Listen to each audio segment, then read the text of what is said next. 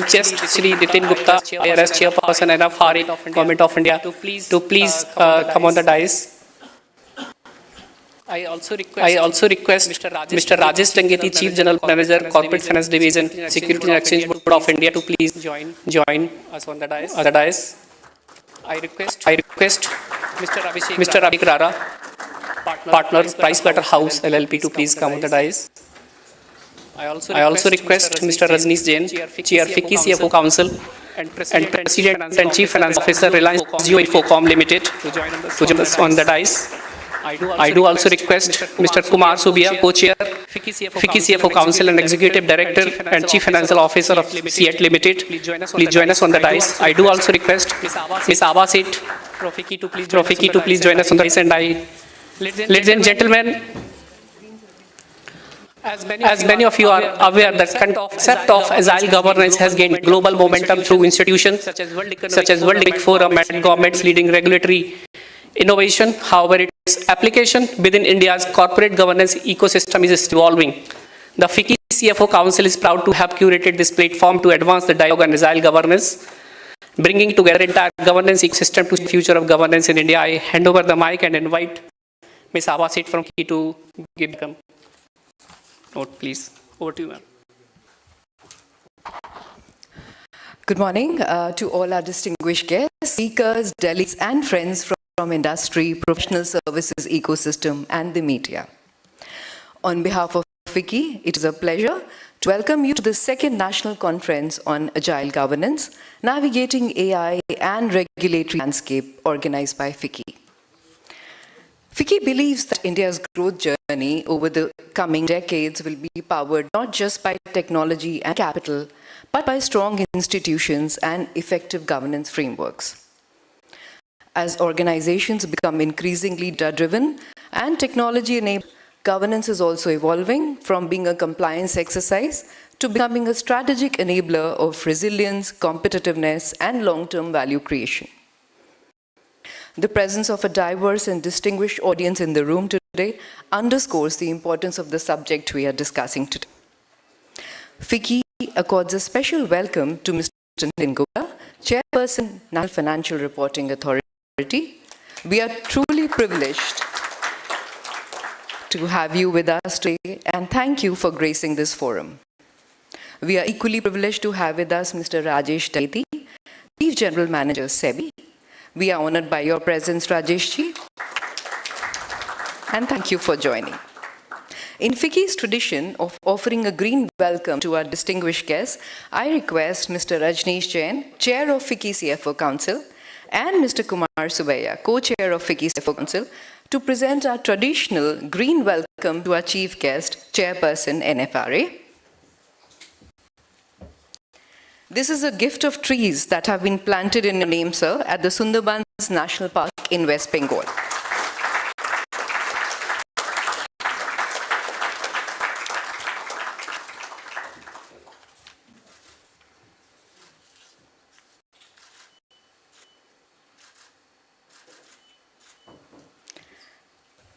Request you, sirs, to also present our green memento to Mr. Tangeti.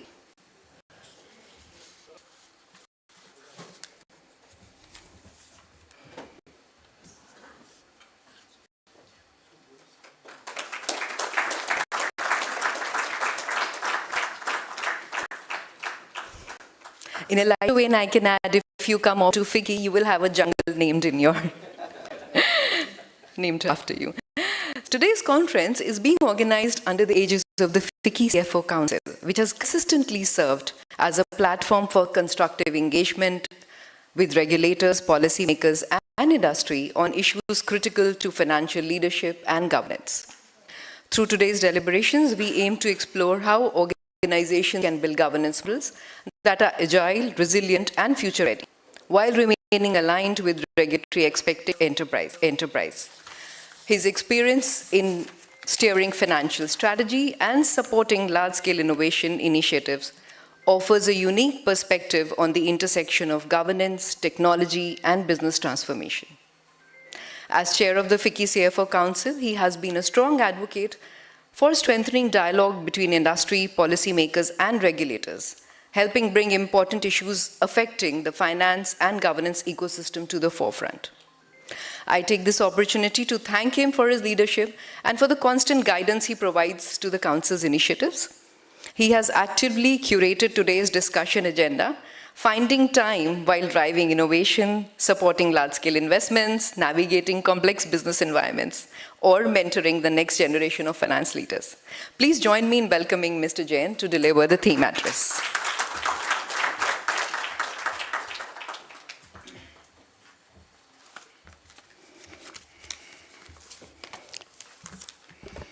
Good morning, everyone. Good morning, everyone. Thank you.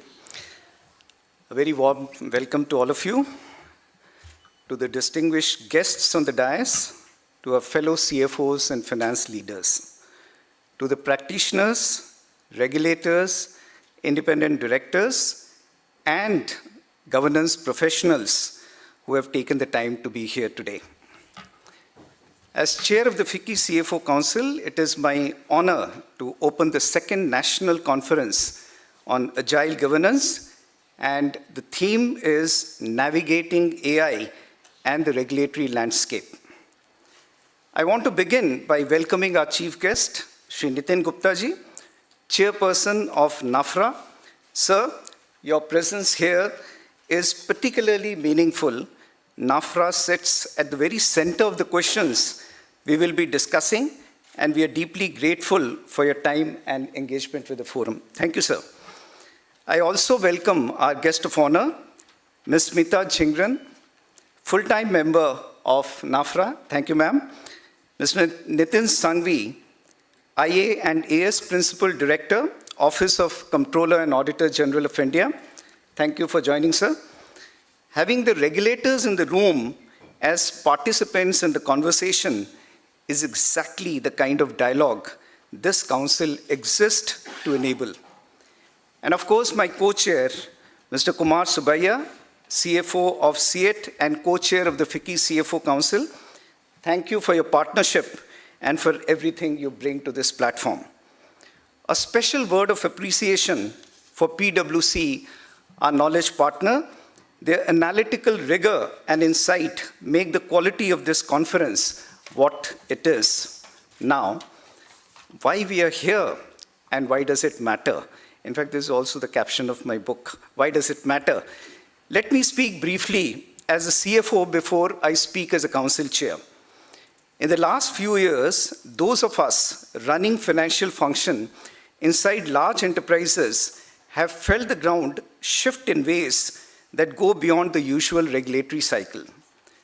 The regulatory environment has tightened, and meaningfully so. NAFRA has become a real and active force in elevating audit quality and accountability, not just for listed entities, but across the financial reporting ecosystem. SEBI has sharpened its expectations around disclosure, governance oversight, and board accountability. MCA is moving on corporate governance standards. For a CFO, the question is whether your governance architecture is agile enough to absorb what comes next without breaking the present system. At the same time, AI has moved from being a conversation in boardroom to being inside our processes in financial modeling, in audit sampling, in fraud detection, in risk monitoring. As a CFO, this is genuinely exciting. Difficult is always exciting. But it also raises questions we do not have clean answers to. Who is accountable when an AI-assisted process produces a flawed output? How does a board exercise oversight over something that board members may not have seen the inside of? How do auditors assure what they may not see or fully observe? And underneath all of this, there's a larger story about India. We are at the point where the credibility of our governance framework, the quality of our financial reporting, the integrity of our audit processes, the robustness of our risk management is directly relevant to how global capital views us, how global partner chooses us, and how India's ambition to become a significant node in the global financial architecture gets realized or not. So the question this conference is designed to address is simple to state and difficult to answer. How do organizations and those charged with governing them build frameworks that are resilient and accountable, and at the same time agile enough to move with the world that is not waiting for anyone to catch up? Today's agenda is structured around this question. Our first panel brings together board members, CFOs, and governance experts to look at this from the top. What does adaptive governance actually look like for those charged with governance, for boards or for KMPs? How do you build trust and resilience as a governing body in the fast-moving regulatory environment? We are fortunate to have Ms. Smita Jhingranji of NAFRA chairing this session with a panel that brings real boardroom experience and also legal depth. The second panel goes inside the function, AI governance, the future of audit and assurance, ESG and non-financial reporting, cyber security, and data accountability. The CFOs on this panel are running finance functions inside organization where there is not theoretical, it is operational. The conversation will be chaired by Mr. Naveen Singhvi of CAG office, and I'm looking forward to the same. Between the two panels, I believe the room will leave with a clearer picture of where the gaps are, what good practices look like, and what the regulatory direction of travel actually is, not from speculation, but from the people who are setting it and the people who are living it. The FICCI CFO Council exists to be exactly that kind of a bridge between industry and regulators, between what is being asked of us and what we are actually capable of, between the frameworks on paper and the realities on ground. Today is a good example of why that bridge matters. Thank you for being here. I hope the conversations that follow are frank, substantive, and useful. I now request our knowledge partner, Mr. Abhishek Rara from PwC, to share a brief address. Thank you, and God bless you all.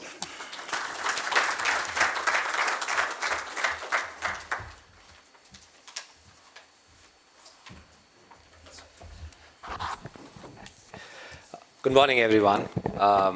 And I thank you, Rajneesh, for that beautiful opening.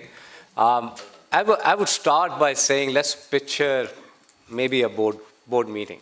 And if you go back 5 years and saying, what is that was getting discussed in a board meeting? Probably financial performance, some operational metrics, risk and compliance, BSR reporting is coming in, are we ready for that or not?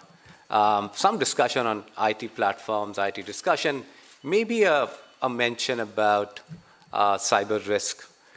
But clearly, I would be surprised if there were many boards who were talking about AI 5 years back. I know few were because they were thinking about this is something on the anvil and may come in, but not beyond that. Now, roll it forward to today and saying, what's happening? What is that board agenda is talking about? I think everything that I said was getting discussed 5 years back still continues to be relevant, still gets discussed. But what's getting discussed is AI probably has become the first starting point in saying, how does that impact business? How does that impact what we're going to do in our operations? How does that impact reporting? And how does that impact what we put out to customers at large, suppliers at large, everything. So AI has become central. There's far more discussion around cyber risk. There has been few developments which has made India sit back and saying, what does risk lie in terms of, let's say, data privacy? The DPDP Act came in and that made people think about it. The ESG conversations for most corporates have moved just from a compliance which they were looking forward to now thinking about saying, it has become more of saying, how does climate impact their business? And are there decisions to be made, capital allocation to running the business? And saying, if it's going to be a heavy rain in Mumbai, but if I am into a logistics business, what does it do to me? And is that a conversation which is happening at the board level, monitoring that? Now, when we consider all this and you see the pace of change just in 5 years which has happened is just tremendous from a governance standpoint. So what was governance in the past? The governance in the past was measured, if I can put it more crudely, was to say, you actually measured governance based on what you saw. And what were you seeing? You were saying to measure any governance and saying, what committees does an organization have? What are their policies? What controls have they documented? What is that they're putting out in the public in terms of disclosure, whether it was financial or otherwise on their websites in terms of just compliances. And that's how governance was looked like, saying if a corporate was doing everything which was required, either by mandate or a little bit more on voluntary basis, it was assumed that their governance systems are strong. And that's how the perception went around. What is governance of today? I think, again, I would say everything that I said in the opening is still relevant. All these things, policies, controls, everything is relevant. But what is the agenda?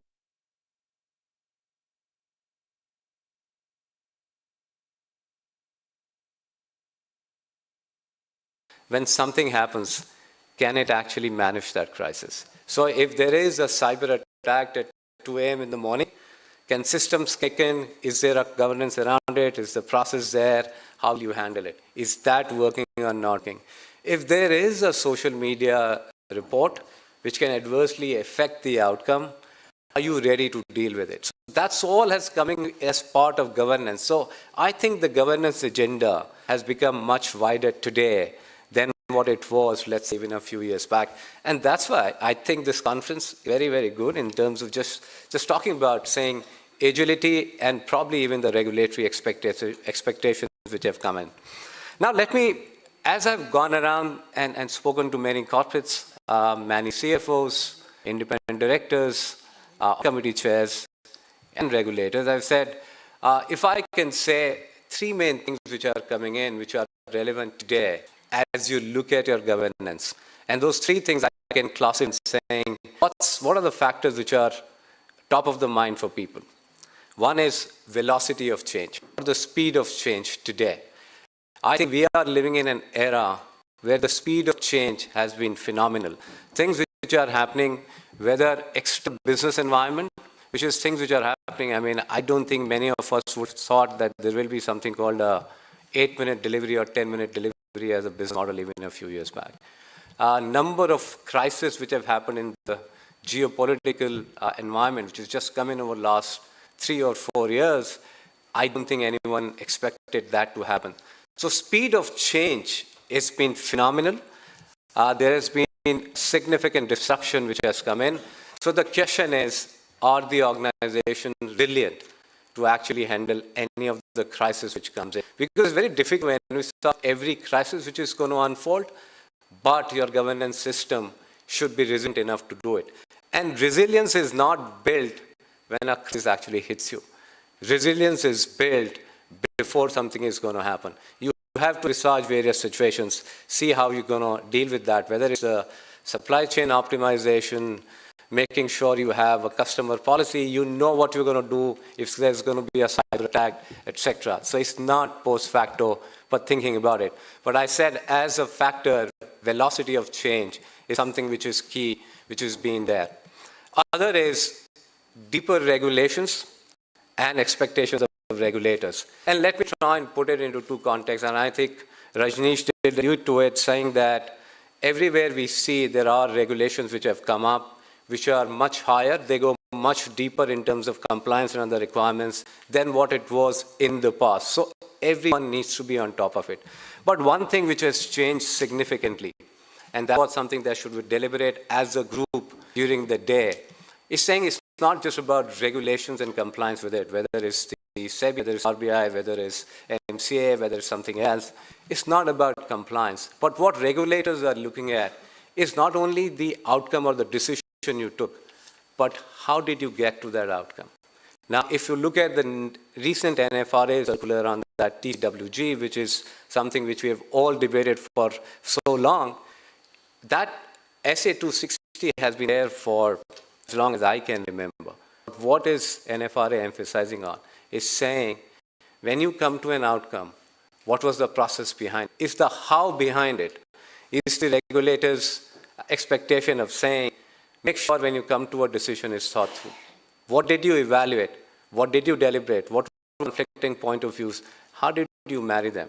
And is there an evidence of that you discussed every?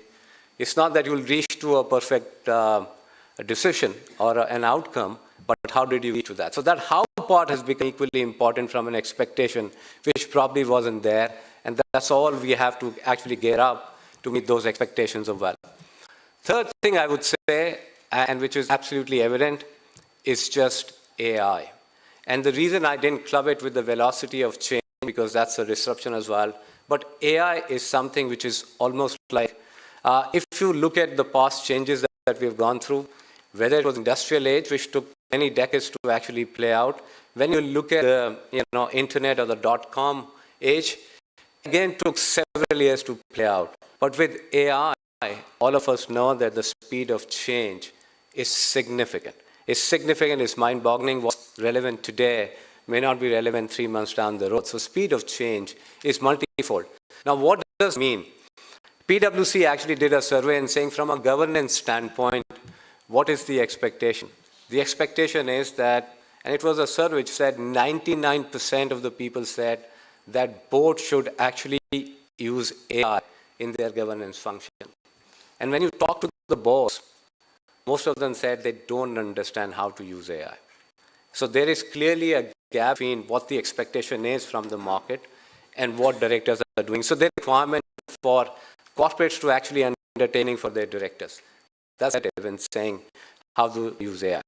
Now, businesses using AI for several things, including financial reporting, etc. And then when they're using AI and that information comes to the board for evaluation, they need to have that mechanism to make sure it's right. And for corporates and for the boards equally, what is relevant to say is saying when they're using AI, it's important to again understand how did that data come in? How are they ensuring that they're not impeding on someone's personal information? They're not violating any of the DPDP or any of the other acts which are there as they gather information, as they train their models. Do they have enough frameworks in place to address that? What is the outcome? And how are they making sure that AI outcome is okay? And if tomorrow an AI outcome is not right, who's accountable for it? Who's taking ownership? Because we know when we run processes which are manual, we know who's accountable for something when it goes wrong. But in an AI world which is being managed by an agent, which no one knows, then who's accountable? And those are the things that governance has to actually mature into, actually put a framework around. And that's something that we should debate, and hopefully it will be in the second panel today, saying how do we move forward from here. So let me also lay out, as we deliberate during the day, two significant paradoxes that I see. So these are the three trends that I'm seeing. Let me lay out two paradoxes that I'm seeing in today's world. In the past, directors and others said that they don't have enough information to actually take decisions. Today we are at an age where actually probably can say there is an information overload. And with AI, probably you run enough information, you can do your own research on many things. So we have come to a point from saying we are waiting for the information to an information overload. Now, how do you, as in your governance role, look at that information? How do you actually it's okay? Again, the timing of it still be evolved, something which is getting evolved and saying a lot of information which less directors get may still be last minute, but it's changing quickly. So you got more than sufficient information to take decision, but there is an information overload and saying what information to use. Depending on what model you're running, you may still get different information. And you need to get to saying, how do you get to right answer? And second paradox that I'm going to lay out, with all the changes which are happening, especially disruption which is coming in, there is no longer a time that boards or CFOs or C-suite have to have extensive deliberation when they are dealing with a crisis, or then they're dealing with an issue, whether it was the West Asia war, whether it was COVID earlier, whether it can be a cyber attack. Sometimes in the time that you have to deal with something is not a luxury. Now, question is, does the governance impede on velocity? And that's a paradox that we always deal with, and saying if you put in a robust governance mechanism, will it reduce my speed? The way I look at governance is if you have a strong governance, that gives you a right to actually move forward fast. And I'll give you an example from an auto industry. What is the function of a brake pedal in a car? Is to actually let you drive faster. Because then you have the confidence to say, when you want to break down, you can. So in my view, strong governance lays out the foundation for you to move faster and have enough velocity in the business to deal with that. So I think that's the imperative that I see in the corporate world today. Those are the challenges and two paradoxes which are relevant, which I hope we'll actually discuss later today and come to an answer. With that, I'll conclude my. Thank you so much.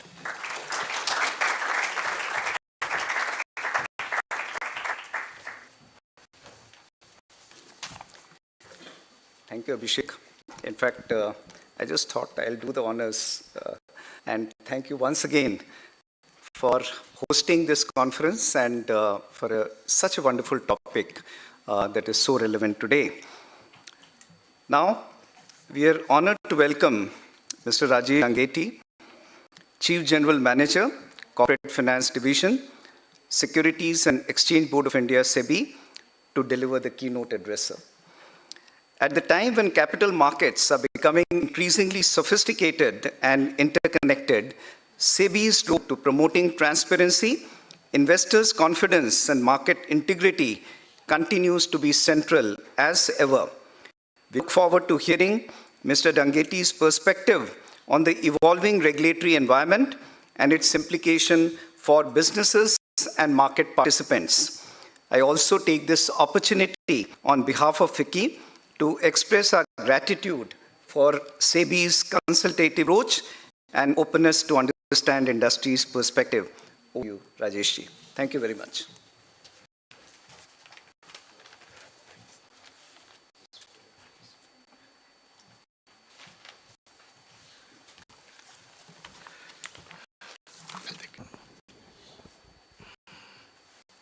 Good morning, everybody.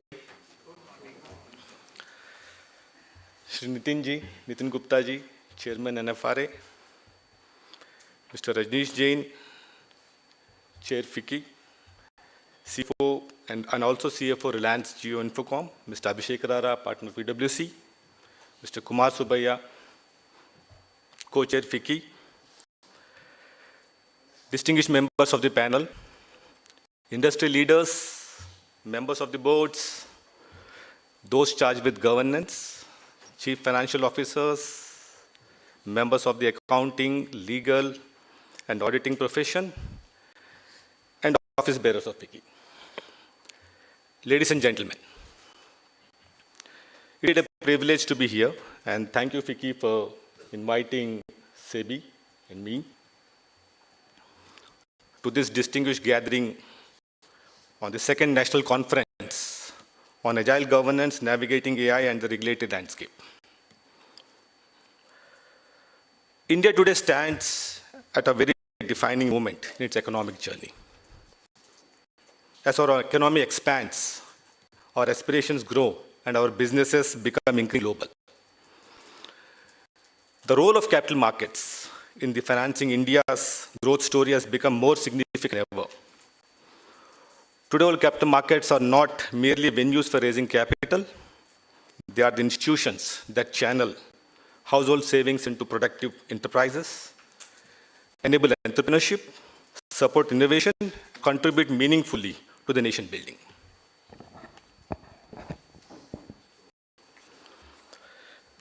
To India's capital market stands as an example, one of the strongest examples of what trust can achieve. Over the last decade, we have witnessed an extraordinary transformation. There have been millions of first-time investors who have entered the securities market. The number of demat accounts have grown to over 22.9 crores as on May 31st. And during 25-26, Indian companies have mobilized more than 1.9 trillion INR of around 366 IPOs. This actually reflects the growing confidence of entrepreneurs in the public markets and increasing participation of investors in the Indian growth story. India's market capitalization has also grown in the last decade, and it stands at more than 425 lakh INR, crore INR, I'm sorry, and make it one of the largest capital markets in the globally. While all these figures and statistics what are given, these undoubtedly reflect the strength of our economy. They represent the confidence of the millions of investors out there, many of whom are probably investing their life savings, their retirement corpus, or the education fund of their children. This represents the faith that investors place in our markets, our institutions, our regulatory frameworks, and the integrity of our markets. Behind every statistic, there lies a much bigger responsibility. The responsibility to ensure that our governance frameworks evolve at the same pace of our markets. Today, when I was reflecting on today's theme, I found myself asking a rather fundamental question. What exactly is governance really meant to achieve? Is governance merely about complying the regulations? Is it about ensuring that statutory filings are made on time? Or is it about satisfying auditors, regulators, or the shareholders? Or there's a larger purpose that governance ultimately serves? In my view, governance is fundamental about building trust. Trust of millions of investors who participate in our markets with the expectation that they'll be treated fairly. Trust that corporate disclosures are accurate and complete. Trust that boards will discharge their fiduciary responsibilities with independence and integrity. Trust that auditors, professionals, and intermediaries will uphold the highest standards of diligence. And also the trust that our regulatory framework will preserve the integrity, transparency, and fairness of the marketplace. In many ways, when we talk about trust, it is the invisible infrastructure of our capital markets. Roads and ports facilitate the movement of goods. Digital infrastructure facilitates the movement of information, but trust actually facilitates the movement of capital. Without trust, capital hesitates. Without confidence, investment slows, and without governance, trust cannot endure. That is why governance should never be viewed merely as a compliance requirement. It's the foundation upon which sustainable capital formation is built. It is often said that companies raise money from public. I would respectfully state that the companies do more than that. They borrow the trust of the public. Every rupee raised from the public investors carries with it a corresponding responsibility to uphold the highest standards of transparency, responsibility, accountability, and ethical conduct. That is why governance matters, not because regulations require it, but because markets depend on it.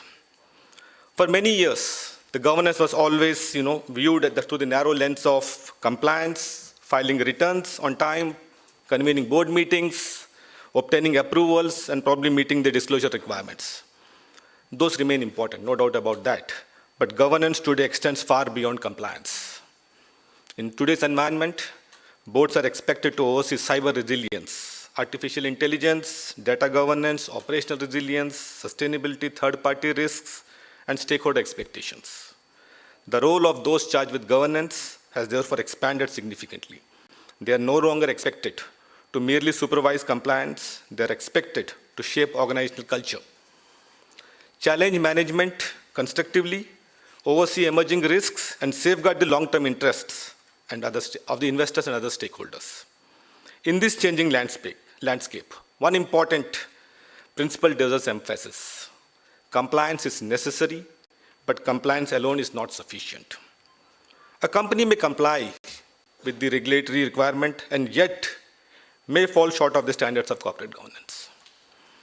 Because governance ultimately reflects the quality of judgment exercised in the boardroom, the integrity of disclosures made to the investors, the culture fostered by the leadership, and the willingness to place long-term credibility above short-term gains. It is often said that regulations prescribe what companies must do.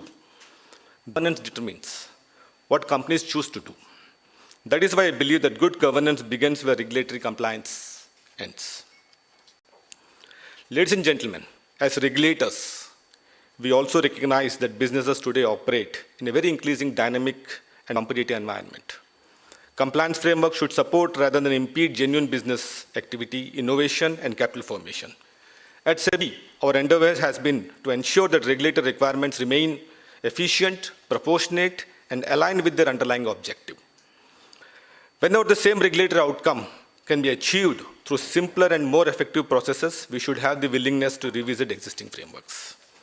Therefore, our endeavor is to not to choose, between the ease of compliance and investor protection, but to ensure that both reinforce each other.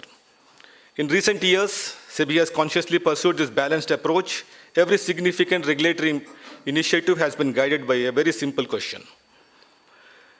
Some of those small instances I can give you. Recently, we have reintroduced the open market buyback mechanism, which reflects our recognition that corporate financing needs and capital allocation strategies continue to evolve while preserving appropriate safeguards for investors and maintaining market integrity. This framework provides companies with greater flexibility in managing their capital structure. Similarly, corporate governance itself cannot remain static.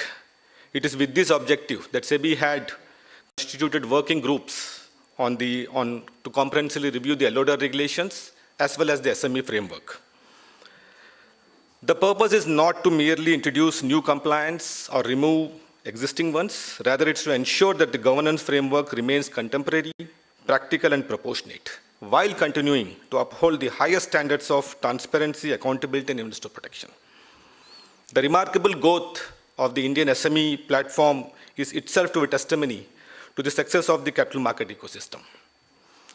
As this ecosystem matures, governance standards too must evolve so that genuine enterprises continue to access public capital effectively, efficiently, while investors participate with confidence. The same philosophy also underpins our initiative relating to the social stock exchanges. Innovation in capital markets is not confined to commercial enterprises. It must also extend to addressing societal challenges. The social stock exchange seeks to create a credible ecosystem where social enterprises can mobilize resources through transparent, disclosure-based mechanisms. The recent recognition of contribution to zero coupon, zero principal instruments as an eligible CSR activity is another step towards strengthening this ecosystem and encouraging greater participation in financing measurable social impact. Similarly, SEBI continues to examine opportunities for rationalizing compliance and enforcement processes so that regulatory outcomes are achieved efficiently without avoidable duplications. The focus is not on reducing accountability, but on making regulations smarter, more proportionate, and more effective. Coming back to Agile governance. Why Agile governance? The theme of today's conference, therefore particularly very relevant. Agility should not be misunderstood as frequent regulatory changes, nor does it imply compromising governance standards. Rather, agility means developing governance frameworks that are capable of responding to emerging risks without losing sight of enduring principles. That's what I think you had echoed some time back. Corporate governance should not become obsolete the moment a new technology is introduced. It should evolve alongside the innovation. Good governance has always been about asking the right questions. Agile governance is about asking them early enough. The brilliant mathematician Norbert Wiener, once often regarded as the father of cybernetics, made a remarkable prescient observation many decades ago. If we use to achieve our purposes a mechanical agency with whose operation we cannot interfere effectively, we had better be quite sure that the purpose put into the machine is the purpose which we really desire. These words actually resonate even more strongly today. Artificial intelligence has moved beyond experimentation. It has entered boardrooms, finance departments, audit functions, compliance teams, trading systems, customer service, and risk management. AI undoubtedly offers enormous opportunities. It can improve operational efficiency, strengthen fraud detection, enhance financial reporting, identify emerging risks, improve internal controls, reduce timelines, and support better business decisions. But every technological advancement also introduces new vulnerabilities. An AI model may generate inaccurate information. An algorithm may unintentionally discriminate. A predictive model may amplify existing biases. A trading algorithm may behave unexpectedly. Generative AI may produce convincing but completely incorrect financial information. Therefore, technology may automate decisions, but it cannot automate accountability. That accountability continues to rest with us, the human beings, and it always will. One of the greatest misconceptions surrounding AI is that responsibility somehow shifts from people to machines. It does not. If an AI-generated earnings presentation contains misleading information, the accountability does not shift. If an algorithm manipulates markets, responsibility remains with those who designed it, approved, or deployed it. If a customer data is compromised because governance controls were inadequate, the explanation cannot simply be system failed. Technology may assist decision-making. It cannot replace the fiduciary responsibility. Therefore, the directors continue to owe duties to the shareholders. Management continues to remain accountable. Audit committee continues to oversee financial integrity. Risk management committees continue to oversee emerging risks. Artificial intelligence changes the tools. It does not change accountability. The board of tomorrow must look very differently from the board of yesterday. Digital literacy is no longer optional. Cyber resilience cannot remain an IT discussion. Data governance cannot remain confined to technology teams, or AI cannot remain an innovation project. These issues belong squarely in the boardroom. The role of boards is no longer mere supervisory. It is more strategic. Finance leaders too are witnessing perhaps the biggest transformation in decades. The modern CFO is no longer merely the custodian of financial information or financial statements. Today's finance leaders is expected to drive digital transformation, strengthen internal controls, oversee AI-enabled finance functions, enhance enterprise resilience, support sustainability, manage technology investments, guide capital allocation, and enable strategic decision-making. Finance is becoming increasingly predictive rather than historical. Technology can produce reports within seconds, but credibility still depends upon professional judgment. Integrity cannot be automated. Ultimately, what I was trying to say is that governance is not shaped by the rule books, but by culture. Regulator cannot attend every board meetings. No regulation can substitute ethical leadership. The strongest internal control remains an organizational culture that chooses to do the right thing when nobody is watching. So with this, I would like to conclude. Allow me to conclude with the words of Mahatma Gandhi. The future depends on what we do in the present. As we build intelligent enterprises, let us ensure that intelligence is accompanied by wisdom. As we embrace automation, let us strengthen accountability. As we pursue innovation, let us preserve integrity. And as we transform our businesses through technology, let us never forget that trust remains the most valuable asset in our capital markets. Because in the end, technology may transform markets, but it is governance that sustains them. I wish the conference every success. Thank you and Jai Hind.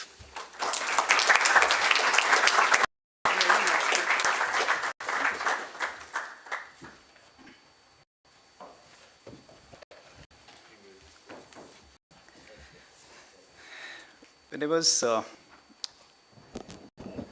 was entering, a couple of CFOs and delegates, they met me and said, this particular room has got a lot of energy.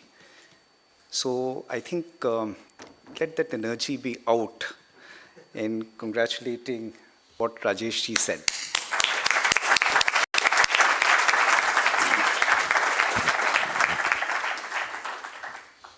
Thank you very much, sir, for sharing your valuable thought and providing us with clear regulatory perspective on the evolving governance landscape. It is now time for the inaugural address. I invite our chief guest, Shri Nitin Gupta ji, Chairperson of NAFRA. Mr. Gupta brings with him an exceptional legacy of public service spanning nearly 4 decades. A distinguished officer of IRS, he has several important leadership positions, across the Government of India and has been closely associated with the evolution of India's tax administration, regulatory governance, and institutional reforms. As chairperson of NAFRA, he leads an institution that is central to strengthening financial reporting, audit quality, and corporate governance in India. Thank you very much, sir. Since assuming office,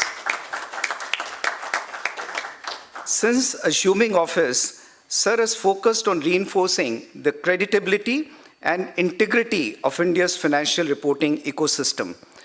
Under his leadership, NAFRA has continued its effort to strengthen audit quality, enhance accountability in the auditing profession, and align regulatory oversight with evolving global standards and emerging risk.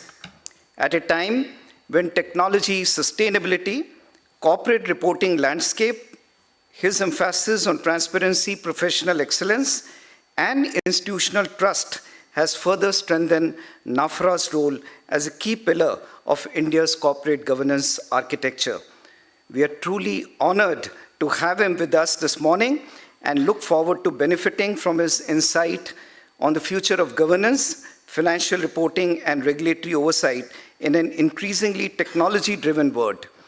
Your advice during our previous session with FICCI that the CFO is not merely a custodian of numbers, but a custodian of trust has been well received by industry and is greatly valued. Ladies and gentlemen, please join me in extending a very warm welcome to Shri Nitin Gupta.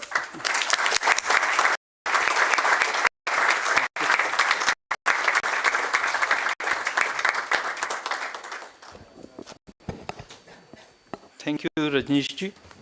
Conference here. Ms. Smita Jhingran, my colleague at NFRA, full-time member. Mr. Rajesh Dangeti, CGM SEBI. Mr. Kumar Subhaiya, conference co-chair. Mr. Abhishek Rara, partner PW. Distinguished members from the financial fraternity, CFOs, directors, audit committee members, a very warm morning to you in the city of Mumbai, which is deluge, where huge deluge is there for last 2 days. Thank you, FICCI, for inviting me here and giving me an opportunity to interact with all of you on a very important topic. My task made easier by the previous speakers. Before I start, a standard disclaimer of a regulator that the views expressed are my personal views and not necessarily that of NFRA or its executive body. The theme of today's conference, very apt and to the point. About 2 to 3 years ago, a conference on corporate governance would have spoken of the boards, the audit committees, or the internal controls, compliance calendars. But today, all these are relevant, but we are speaking of LLMs, algorithmic decision making, or machines that can work very fast, faster than what you may do as a CFO in a short span of time. Today, artificial intelligence, data analytics, clouds, automation, digital public infrastructure, and new technology supported and enabled business models are reshaping the way we have been functioning. And therefore, a logical question arises whether these developments are marginal or will become fundamental. And if we examine, and as we have discussed, that how the decisions are made, how risks are evaluated, how financial information is generated, controls operate, how audits are performed and how probably regulators will supervise. And I think the unanimous answer would be these are fundamental changes. And therefore, the theme of the today's conference is so significant because, as Mr. Rara had said, that the velocity of change is extraordinary and we have to embrace it and we have to work in it. So in this backdrop, I'll speak about a simple observation that regulations or rules which we formulate by their very nature are retrospective in drafting and prospective in application. We study while the stage of drafting what has gone wrong. We deliberate, we consult, we draft, and then we apply the resultant framework for future and anticipate what can be done. And then what happens in this process, there is a time lag. And that time lag has never been tested the way it will be tested because the change is so fast.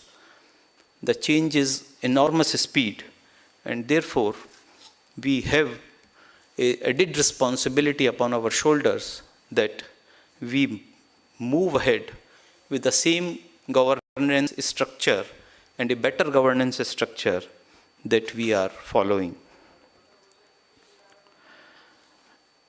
Talking about what has happened in the audit and assurance in last 2 to 3 years, tools which once merely flagged outliers in a population are now reading contracts, summarize board meetings, draft sections of audit working papers, and in some cases conduct a first pass of risk assessment before a human reviewer ever opens the file.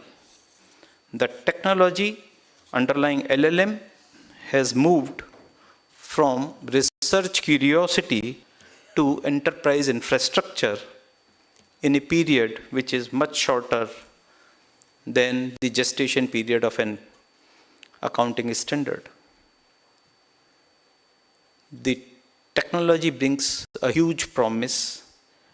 AI-enabled finance and audit functions can widen the net of testing from merely samples to populations. They can surface such patterns that the human eye could not have done that, and can free up the scarce professional judgment for the matters that genuinely require it. Properly harnessed, it is one of the most significant opportunity that the profession has seen in the generations. For a country like India, with its scale, the digital capability and growth aspirations, AI and technology can become a powerful enabler of better governance. But there is a caveat. Promise and risk travel together, and maybe the risk is traveling faster than the promise. Why? Because the same system that can flag an anomaly can also manufacture a plausible sounding but entirely hallucinated explanation for it. The same automation that compresses days of testing into minutes can also compress days of professional skepticism into a single click of accept. And when the tools move this fast, the temptation is to assume that oversight can be simply retrofitted later. And so I would urge everyone in this room, right from the layers of accounts to auditors, audit committee members, independent directors, to resist the temptation. And that is precisely when agile governance comes in picture, not as a buzzword, but I think it is the honest description of what the governance must now become. We need governance that can sense, learn, and adapt continuously while still anchoring itself into the enduring principles of integrity, accountability, and public interest.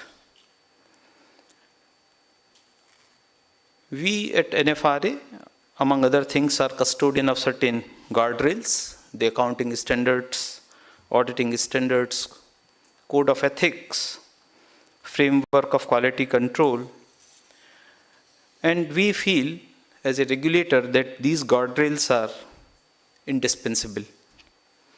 No system of agile governance can operate without these guardrails. But as the velocity of technological change improves or increases, the instinct to ask, what is the rule that applies here, will become more urgent, more relevant, and more important. Therefore, a framework is a necessary condition for agile governance, and we have to see to it that this framework is strengthened and improvised. But look at a few examples to understand what has happened and what way the governance is necessary. I'll take one example of Carillion in the UK in 2018. It was an audited entity. It was under a regulatory environment. The accounts were signed off by the auditor every year, but the company collapsed. There was huge pension deficit, and the debtors were left without any payments.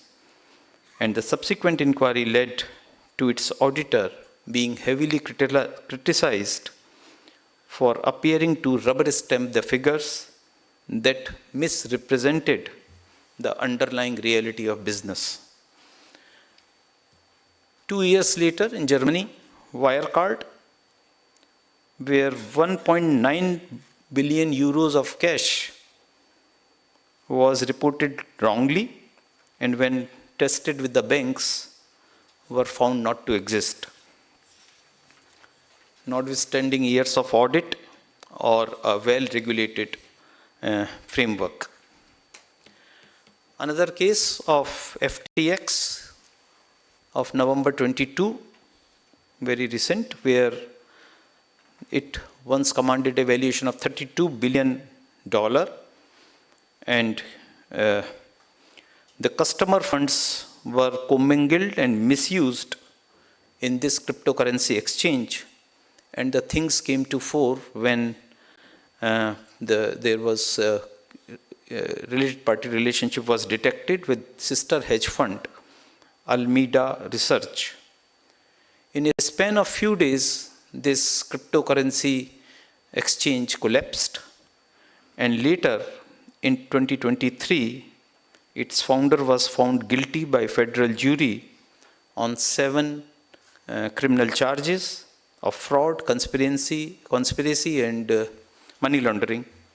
And later, the founder was sentenced to 25 years in federal prison and ordered for a forfeiture of $11 billion. Now, 2 or 3 examples which I have talked about.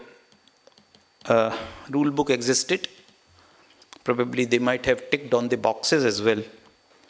But what failed was not the existence of compliance requirements, but the rigor with which it was applied, and secondly, the willingness of those who was closest to the numbers probably to ask uncomfortable questions before the collapse happened rather than after it has happened.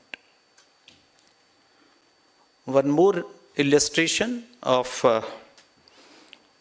USA regulator, PCAOB, which fined the Dutch member firms of three of the world's largest audit networks of a combined figure of $8.5 million. And the charge was that hundreds of their own professionals, including partners, had shared answers to mandatory internal ethics and competence examination over a 5-year period.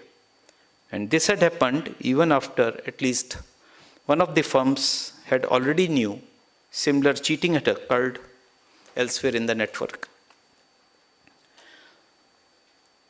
The only point I want to make here is that if the challenge culture was absent in an audit firm where professional skepticism is the buzzword and the rule, we should not be surprised that this challenge culture is missing in the boardrooms and in the audit committees. The lesson is simple. Governance in substance can only be exercised by a mind and a culture that is willing to ask an uncomfortable questions. It is not the regulation that determines whether governance is effective, but it is the manner, the rigor, and above all, the spirit with which the regulation is implemented. Two organizations can operate in the identical statutory framework, identical set of standards, identical audit committee charters, still produce entirely different governance outcomes. Why? Because one organization may treat the framework as a floor to be cleared, but the other as a minimum expression of deeper commitment to getting the things right. It looks like a CFO who uses AI tool to accelerate and close a process and consolidation, but as a CFO who insists that every material judgment embedded in these numbers, every estimate, every assumption is owned, understood, and is defensible by a human being in that finance function and not merely the model which has produced it.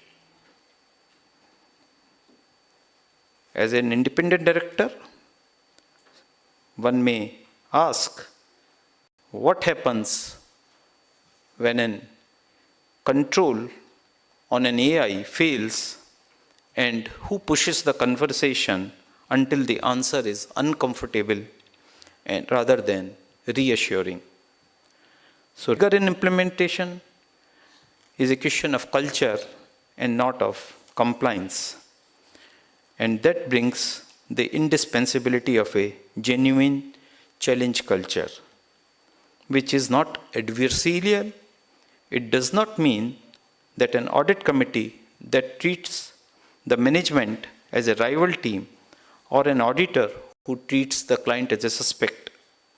It means an environment inside the company, inside an audit firm, where asking a difficult question is not just tolerated but expected, and where the most junior official is as much entitled to say, I don't understand why we are doing this, as the senior most person could have done. And where the answer to a challenge is engagement and not defensiveness. In India, because we are promoter-driven, the dominant ownership structure are the ownership of the management. The formal structure of independence can exist in full, and yet substantive challenge can quietly fail to occur because social norms, information dependence, and the practical realities of board composition may work against it. And therefore, what we have to look for is the real independence, and the real independence is not on paper, but it is in practice. It has to be animated by genuine willingness and genuine permission of the institution to challenge. And in this backdrop, the AI makes the need for this culture more urgent. Because of this specific reason, because these systems are by design extremely good at producing confident, fluent, and plausible outputs. That fluency can be mistaken for correctness. A board member or an auditor reviewing an AI-assisted analysis can find it harder to exercise skepticism because work products already look finished, polished, and authoritative. The discipline of challenge and of asking why, of probing the assumption behind the output, and of refusing to accept a conclusion because it arrives swiftly and looked complete becomes a more deliberate, more consciously cultivated skill than it has ever been. The recent example of use of an AI-generated case laws, the decision of Supreme Court, which was in the last week only, is a live example of how the AI has been mistakenly used, and it was not asked that ultimately it has to reach to the Supreme Court. So when a company uses AI in credit assessment, customer targeting, the risk assessment, pricing, revenue forecasting, etc., the governance bodies must ask some questions which could be like, what data is being used, who owns the model, how it is validated, are there any biases, what happens when the model fails, is there human oversight, is there any audit trail, are outputs explainable, are controls designed around the system, are cybersecurity and confidentiality risks properly addressed, are financial reporting implications properly considered, and there could be many more such questions. What is important that these are not technology questions, but these are now governance questions, and we should be focusing upon them. Similarly, when audit firm is using the technology and data analytics, as a member of the audit committee or as an independent director, you could ask, how has technology improved audit coverage? What data has been analyzed? What exceptions have been identified? How were those exceptions followed up? Which areas continue to require professional judgment? Has technology improved audit evidence or merely improved the presentation of the audit work done? This is where I would say that every stakeholder group which is represented in this hall today has to see itself as a part of the ecosystem with a shared responsibility rather than being separate actors across the different parameters on which they have to work, probably waiting for someone to act first rather than. So it's a shared responsibility for each one of the 5 lines of defense. The board and audit committees must build the internal courage and internal mechanism to challenge management, including challenging the deployment of AI, its data, the assumptions, the control systems, the failure modes, etc., and not simply accept the outputs as are presented. The CFOs and finance functions must resist the temptation to let efficiency substitute for ownership of professional judgment. Auditors must hold a skepticism even when technology makes compliance with documentation requirements easier to achieve. The technology and AI leaders within organizations must engage proactively with governance and compliance professionals rather than treating them as an afterthought to be looped in once a system is already alive. The legal and regulatory experts must help translate the principles into practice in real time, not merely at the point of an inspection or an enforcement action. No single participant in this ecosystem can deliver agile governance alone. It requires all of us moving together, each playing a distinct role, but sharing one common commitment of substance over form. What is also important is that what we are looking today is not a static one, which can be achieved once and forgotten, but it is a continuous, deliberate and shared discipline. We should have courage to move fast, anchored by the rigor to implement not just the letter, but also the spirit of every regulation that is being set up, and should be sustained by a genuine culture of challenge at every level, in every institution, which can be made possible by active, willing participation of every stakeholder. That is the agile governance, I believe, that this conference is convened to discuss. Let us hope to discuss it more in the next 2 sessions. Thank you very much, and we look forward for the deliberations which are being made here. Thank you. Jai Hind.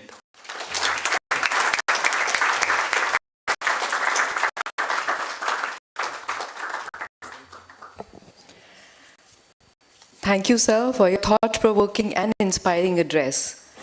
Your insights have provided valuable guidance to industry as it rethinks governance frameworks that incorporate shared responsibility and nurtures the discipline of challenge management. It is now my pleasure to invite Mr. Subaya Kumar, Co-Chair, FICCI CFO Council and Executive Director and CFO, CIAT Limited, to deliver the concluding remarks. Let me also place on record a sincere appreciation for your constant guidance and support to this FICCI CFO Council's initiatives. Thank you.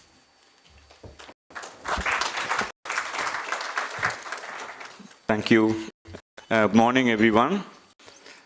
Personally, I do come to this venue regularly.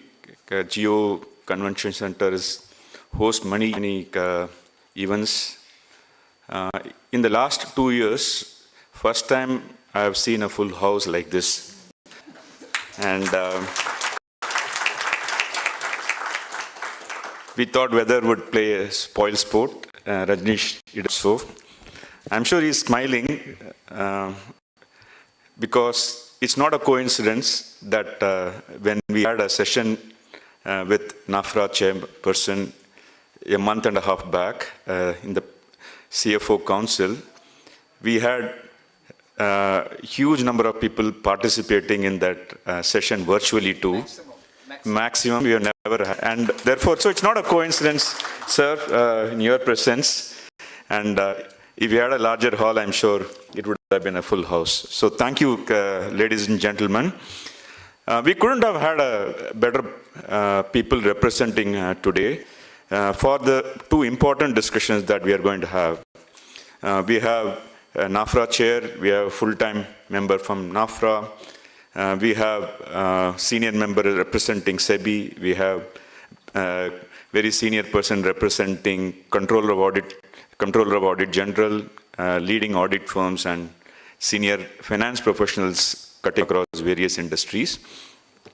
This is the second physical event in the last 3 months that FICCI CFO Council has organized. And I think Rajneesh mentioned that in the Hyderabad event, it was a full house. It was a full day event on artificial intelligence. And there a lot of people, senior finance folks came and shared their experience in terms of how they have exploited artificial intelligence in their work in their businesses and in their area of operations. So it's a natural follow-up discussion today to also understand governance around artificial intelligence. So, and we have great people who are being part of today's panel, okay, which is panel number 2, going to discuss about various aspects of it. Shri Gupta ji also spoke about, it's not about using artificial intelligence, but also understand, LLBs, also understand the logic, who's looking at the data, who's checking the basic and fundamentals of the data. Okay, I'm sure all of that will come out in the panel discussions. In the artificial intelligence, a lot of us play a role in terms of, providing capital, providing resources to the business, and also participate in terms of how do we exploit artificial intelligence. When we go back home, when we go to bed just before we fall asleep, we realize, look, controls around artificial intelligence, whether they are there. When you hear about colleagues talking about uploading a particular data file, uploading certain documents, whether they are all in a secured environment, whether we are completely protected in terms of ensuring that all the controls are in place, I'm sure it will get discussed in detail. The second subject, which is the panel 1, is about TCWG. I'm sure, when Rajneesh, Abha, and some of us try to create a calendar or agenda for all our FICCI CFO Council meetings, among the various topics that we wanted to have a discussion or engage with a community like this, the top 3 obviously were artificial intelligence. So therefore we had a 1 full day event in Hyderabad and follow up today, TCWG and labor code. These were the top 3, and among this, these 2 form part of today's discussion. And we realized that among the community that we have today, okay, and all of us are, very keen to ensure that our organizations follow a very high level of corporate governance. But we should not only be, complying with the provisions of law, but should also be seen as complying with the provisions of law. And even 5 years from now, 10 years from now, I'm sure in many of the events like this, corporate governance in some form or the other will always be part of the agenda or a discussion. We may have different names. I would just, I like quoting Thiruvalluvar, okay, and he lived more than 2,000 years back. He wrote a famous Tirukkural, which had 133 chapters, and each chapter has 10 couplets. Talking about ethics in life, talks about how people should live. More than 2,500 years back, he had a chapter called On Governance. Okay, and those who understand Tamil, it's called as Sengol. He wrote a couplet called Irai Kakkum Vayagam Lam Avanai Murai Kakkum Mutta Chain.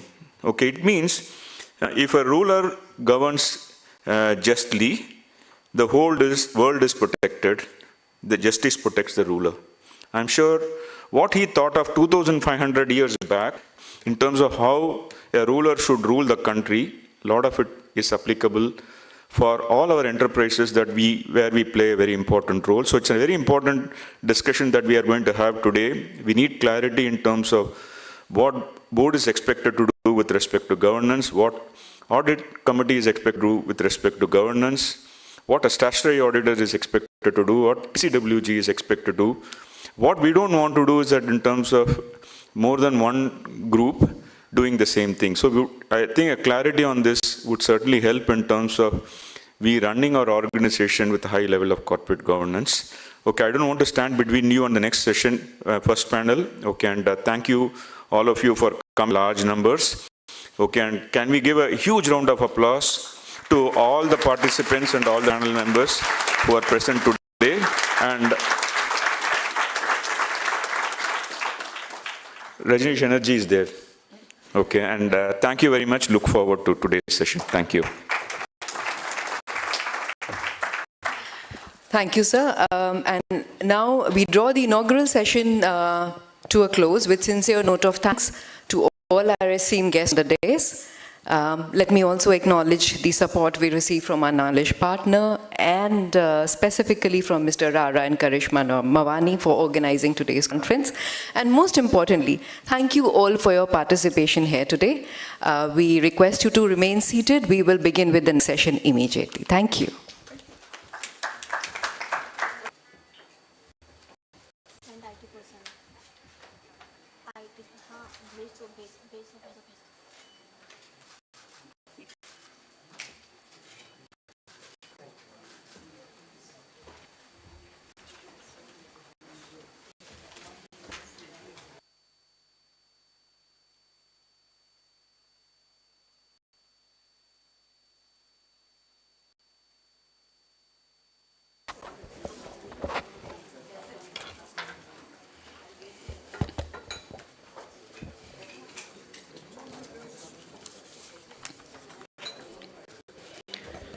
As we move to the next session, ladies and gentlemen, please be seated.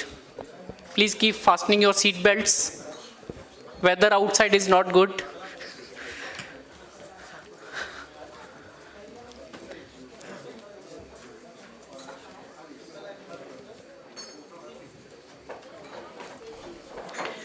So may I request the speakers of the panel one, we have panel on TCWG and board perspective, building trust and resilience and with adaptive regulatory system.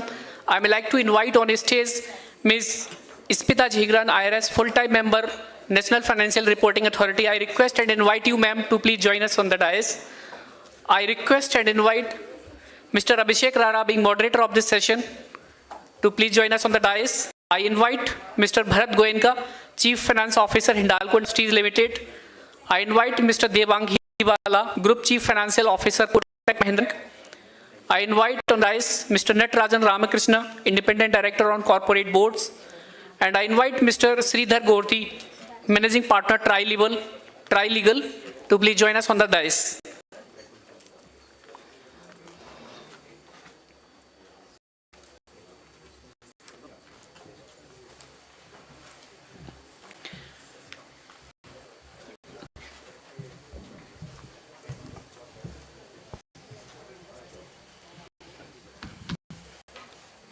I hand over the mic to Mr. Abhishek Rara to please proceed this session moderating. Good morning, everyone. And I know most people are out, Santosh. So, yeah. So, I don't know, should we start or should we wait? Okay, fair enough. So, I shall start the session then. And I'm sure people will come back as we go along during the session. I think we did talk about in the opening address and saying how important it is to have great governance, sound governance, governance which has enough resilience. One key part when it comes to actually governance around financial reporting is a communication between the auditors, the management, and obviously then with the independent directors as well. The reason that's important is to get a full picture of everything that's happening within the company which impacts the business, which impacts the decision they're taking, eventually having an impact on financial reporting.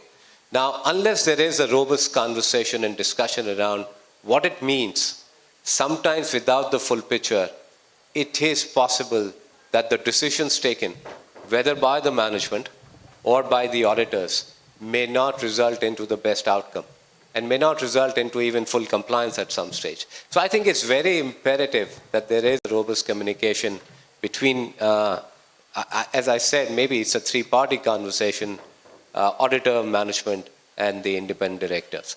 Now, to kickstart, and I think that concept under auditing standard, as I said, has been there for decades.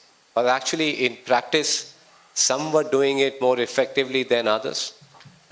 But NFRA, as a regulator, when they saw that and felt that the practice was inconsistent based on what they were seeing, and I will let Ms. Smita talk about it, but they came out with this circular, which has actually made sure that all of us focus on that important aspect, of communication between all parties.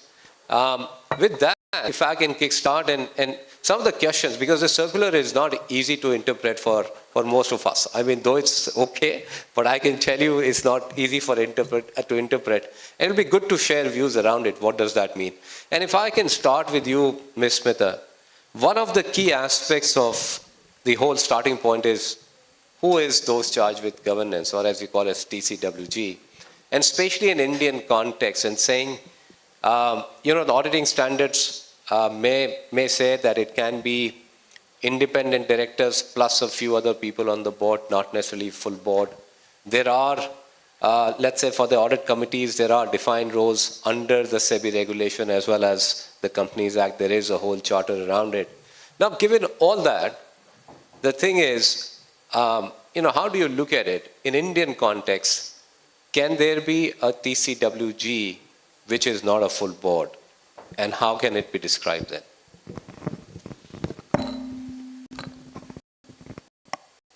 Thank you, Mr. Rara. A very good morning to the audience. And thank you, FICCI, for inviting me, and it's a pleasure to be in your midst. I begin with the standard disclaimer, as was done by the chairperson, and that is that the views expressed by me today are my personal views. So I'll dive straight away into the question that has been posed, and that is, who is the TCWG? Let me begin by saying that the Companies Act speaks of the board, it speaks of the auditor, it speaks of the independent auditor, the audit committees. It does not speak of the TCWG. Those charged with governance, that is the TCWG, is actually a creature of the standards. But the standards are the law, because the standards are mandated to be followed by the corporates, that is the preparers of the financial statements, mandated to be followed by the auditors when they follow the standards on auditing, and they are notified by government. So definitely the standards are the law. We have a standard called SA 260 revised, which actually gives a definition to the TCWG.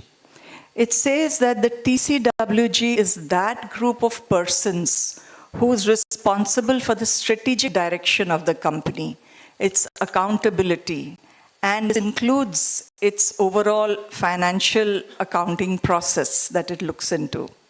So that is what the TCWG should be doing. The same standard talks about the objectives of the auditor. So the auditor would share his audit plan and have a meaningful interaction with the TCWG, a solid two-way interaction. But he does two more things which are very important. A, he obtains from the TCWG evidence and information that is crucial to his audit. Now, there is a very fine nuanced thing here. That means he's not able to get it from the management. So he's very interested in the communications with the TCWG. B, he provides to the TCWG significant findings of his audit. And these actually enable the TCWG to fulfill their mandate about having oversight over the financial reporting process. So we need to keep this definition and this objective in mind when we look at, as we move on to see what is the TCWG. The standard recognizes the governance of boards can vary. There will be big boards, public sector boards, etc. So seeing this diversity, the standard says that there cannot be described a TCWG which would fit all audits. So we are back to square one. Who's the TCWG? So let's just break this down, looking at the definition that the standard gives us and the objectives of the auditor. So definitely when we look at the general direction of a board, the strategic direction, it has to be the full board. So in a small company, it will be the full board. That would be the TCWG, because you'll have a handful of board members. But the minute you get into a big entity, a big corporate, then we run into problems, because big boards, complex, different verticals, etc. So many issues to be looked at by the board. So the auditor cannot be seen to be communicating with the full board. the TCWG, the standard says TCWG can be designated as a subgroup. So if you look at the full board as the TCWG, you can pick up a group. Then again, you come into who delineate who is the subgroup. So it's better to stick to the TCWG. Can the TCWG be the audit committee? Yes, it can be. In the US, there has a standard called AS 1301 or something, which actually says that communication with the audit committee. But our law is different. For us, the audit committee is primarily made up of independent directors. Now go back to the definition. Can independent directors be aware of the strategic direction of a corporate or entity, whatever may be the case? Probably not. So when we look at our audit committee, it would be important for the auditor to see who are the others on the audit committee, other than the independent directors. If those others are meeting the requirements of the definition in the standard, then of course we can have the audit committee as the TCWG. But if they are not, which is very often the case, then the audit committee, the TCWG will be the audit committee plus. In fact, the audit committee plus is a term that we've also used on a circular that we have put out in January this year.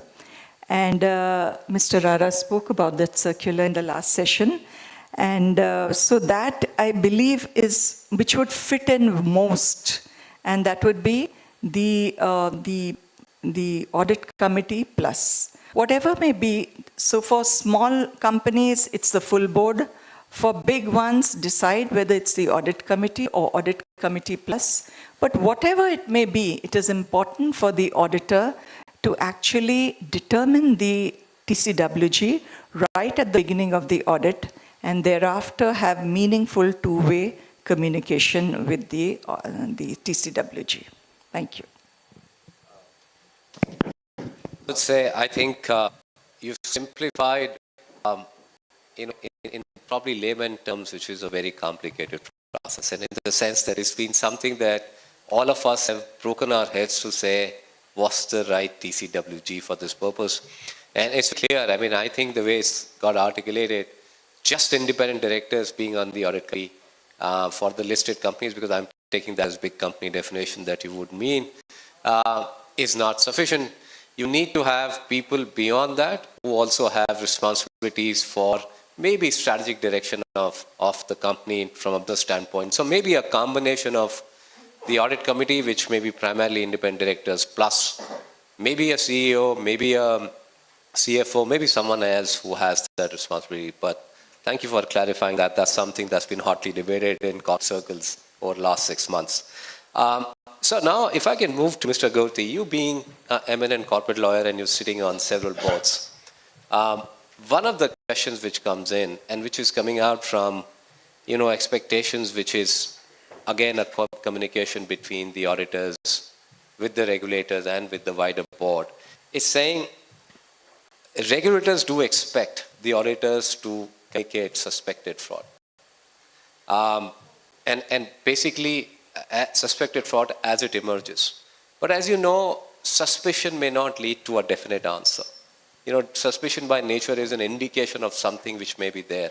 And so oftentimes there is this question of saying, what is the time when an auditor in course of discharging their duties, when they have a suspicion, whether it's been raised to a hotline, whether it's been raised some other factor, what is the time that they should be reporting that to a regulator? And that's again a question that I thought you'll be the best person to respond to.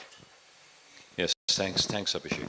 I think it's important to kind of center this question in the larger conversation that we're having around governance. It's one of the critical aspects of governance, actually. So, if we look at the latest NAFRA circular, and in that context, maybe look at how to approach this question. As you rightly said, and as Mr. Jangran also pointed out, the law has been there on statute books, whether in the Companies Act or accounting standards, for some time now, including LODR. There are numerous regulations and circulars that deal with this issue. The latest circular, in my mind, has to be looked at as regulatory and enabling, in the sense that it creates a framework, it creates a certain regulatory expectation, the expectation of continuous two-way communication, of a certain skepticism, a healthy skepticism. It need not be antagonistic or hostile. And very importantly, it creates a tripartite conversation with the auditor, the management, and those concerned with governance, and gives each participant the right to demand explanations and answers. So, if those who have been interacting with boards for more than, say, 10, 15 years would remember the early days when it was just one-way communication, where you sat, attended some presentations, perhaps asked a few questions, and that was it. I think the regulatory expectation now is very clear. There has to be a much more robust conversation around these issues. So now, coming to the question of fraud, and specifically suspected fraud, I think firstly this background and this environment is very important, because fraud obviously thrives outside the limelight and in a context of scarcity of information and access. So the minute you have a very helpful circular that specifically sets out who should be part of this conversation, I think that's very important. Because now it becomes incumbent on the auditor to immediately involve those concerned with governance at very early in the process. Typically what would happen, it's a question of timing. Eventually, obviously, the board is informed, and eventually, obviously, the disclosures are made. But I think what is now incumbent on all of us is to start that conversation significantly sooner. Now, in the context of what you specifically asked, when you say that at what stage does suspicion or certain types of transactions which may in the first instance appear dubious, where does it rise to the level of fraud and disclosure? So there's no one answer to this, but there is a certain protocol that we would advise our clients to follow to ensure that they are on the right side of the regulatory expectation. Essentially, from an auditor's perspective, and it also depends on where the information comes from, but I'll come to that in a bit. But assume that certain information has come to the knowledge of management or auditor in the course of conducting a audit process. That information, as I said, needs to be shared sooner rather than later with TC, those concerned with governance.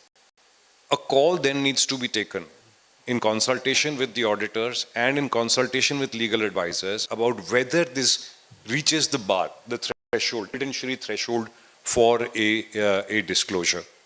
Now, just a practical input there, which is that initial process, it is very important to document exactly what is being done and who is doing it.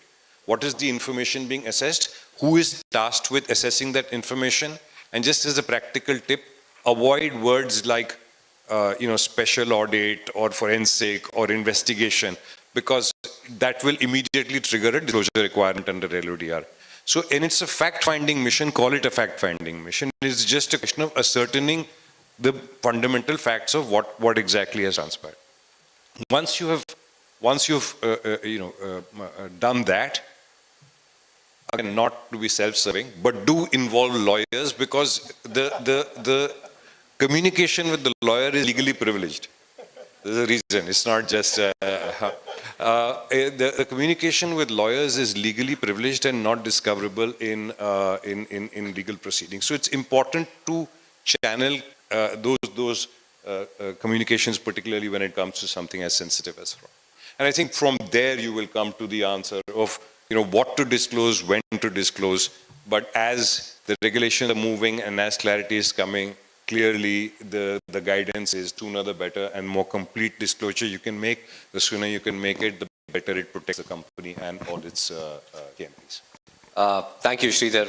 Very well articulated. And I think one key takeaway that I take from here, and this is not about reaching out to a lawyer.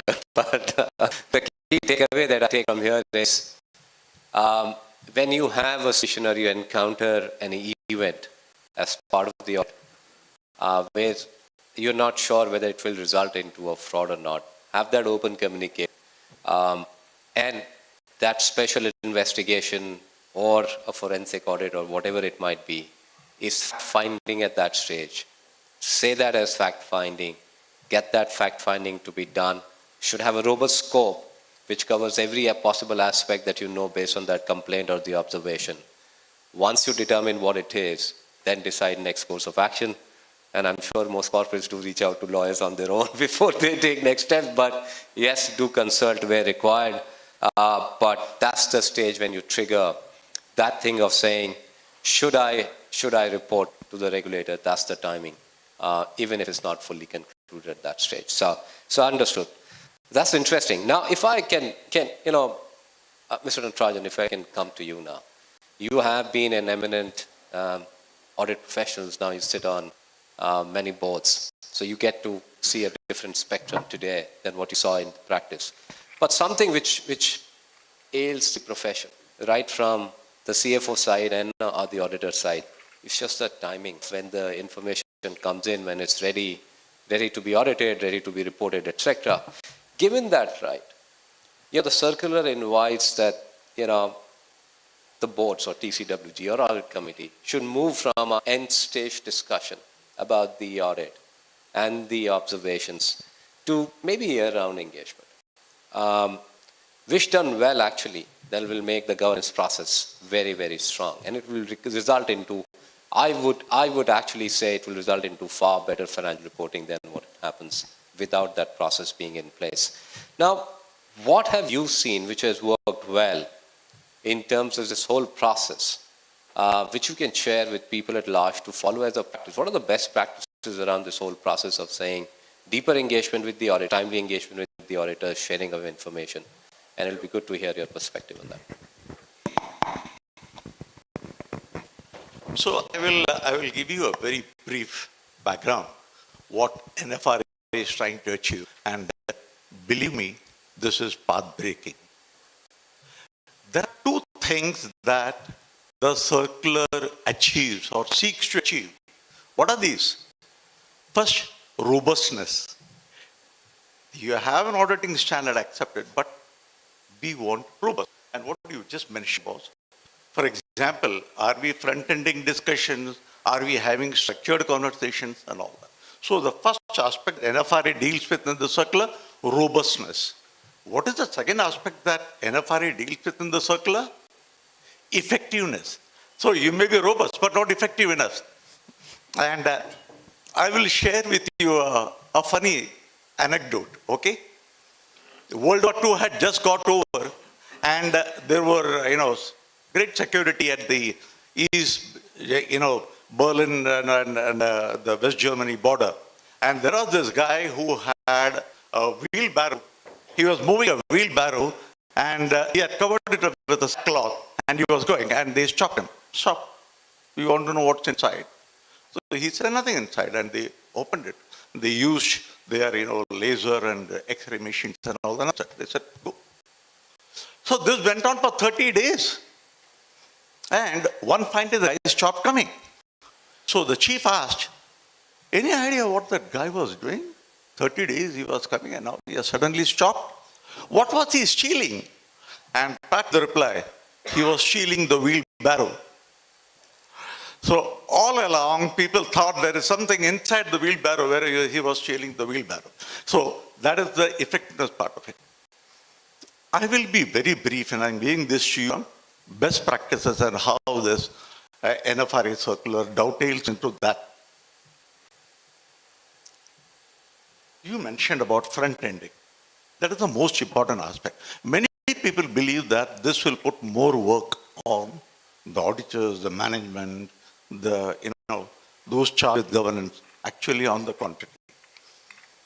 When you have pre-commencement meeting with the auditors, not only the statutory auditors, but also the internal auditors, what you do is use that meeting for, as someone mentioned, a two-way communication. You mentioned. two-way communication, not one way. You speak, I listen, no. So in that, what you do is that you try to get an understanding, the auditor's understanding of what do you believe are the key strategic issues? What do you believe are the vulnerabilities on this engagement? What is your understanding of the significant accounting policies? What is your understanding of the internal control environment and so on, all this? I don't want to list all of them. You don't merely ask them, tick in the box questions. What you are doing is to assess their understanding, Abhishek. So that understanding helps you to say, okay, fine, now that this is what your understanding is, we believe this is the way forward. So you get that particular, chart, a framework ready. The second thing that the NFRA circular says is the communication should not be one-off. So what you do is that, what is normally done is that in one of the audit committee meetings, you call the statutory auditors and ask them, we would like to have an interim meeting with you to understand certain things. What are the questions? How is the audit going on? How is project management? Are you getting the information that you believe is necessary for purposes of audit? Is there any knowledge asymmetry? Are people keen on giving you information, or is there a block? What is it? The next one is something that you mentioned in the previous session.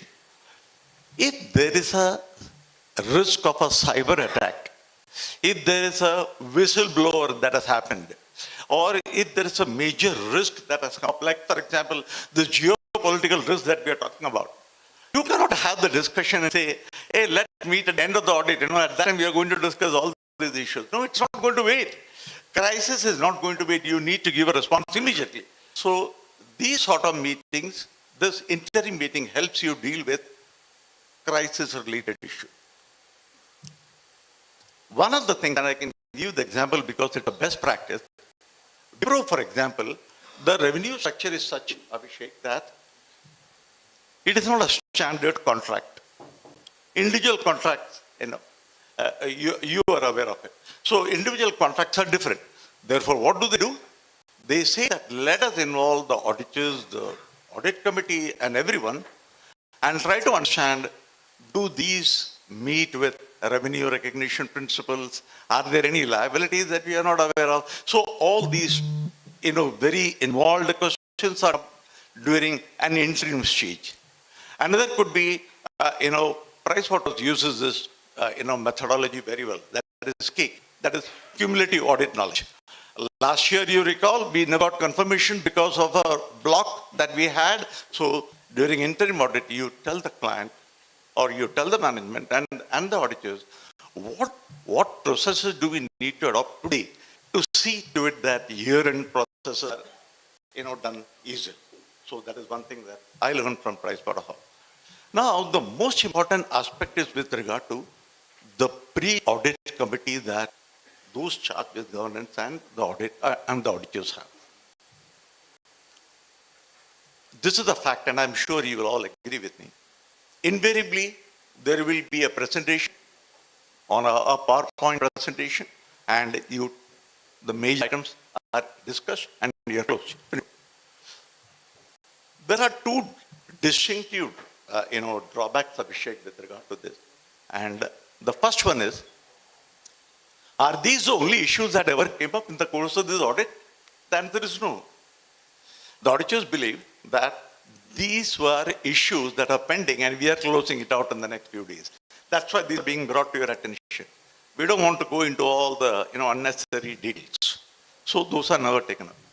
The second, the most important one, were there any differences of opinion between you and the management? Did you all differ on any important issues? Probably not discussed. Therefore, what happens is that the second very critical factor is, because the audit committee meeting is clubbed along with several other meetings for the day, auditors and the audit committee are told, look, 30 minutes slot, boss, finish it up. And so you have bullet points, And included in that is the governance. We are independent of the client and all that. So which means there's not much time left. What does the circular now entail? A PowerPoint presentation is not adequate. First of all, you need to have a detailed, minutes of what were the issues that came up during the course of the engagement. How did you deal with them? What were the differences of opinion and how did you close them? As opposed to saying 3 bullet points, these are the major issues and these are being dealt with in the manner finito. So I think, Abhishek, that is the biggest positive change. And as you mentioned, because of the fact that all major issues, significant accounting policies, accounting estimates, how do you account for, gratuity, for example, this labor code thing, all these are front-ended. Therefore, most of the major issues are closed out at the beginning stage itself. Principally, you know what the decision is going to be, Abhishek. Therefore, you don't leave much for the end. One last thing is that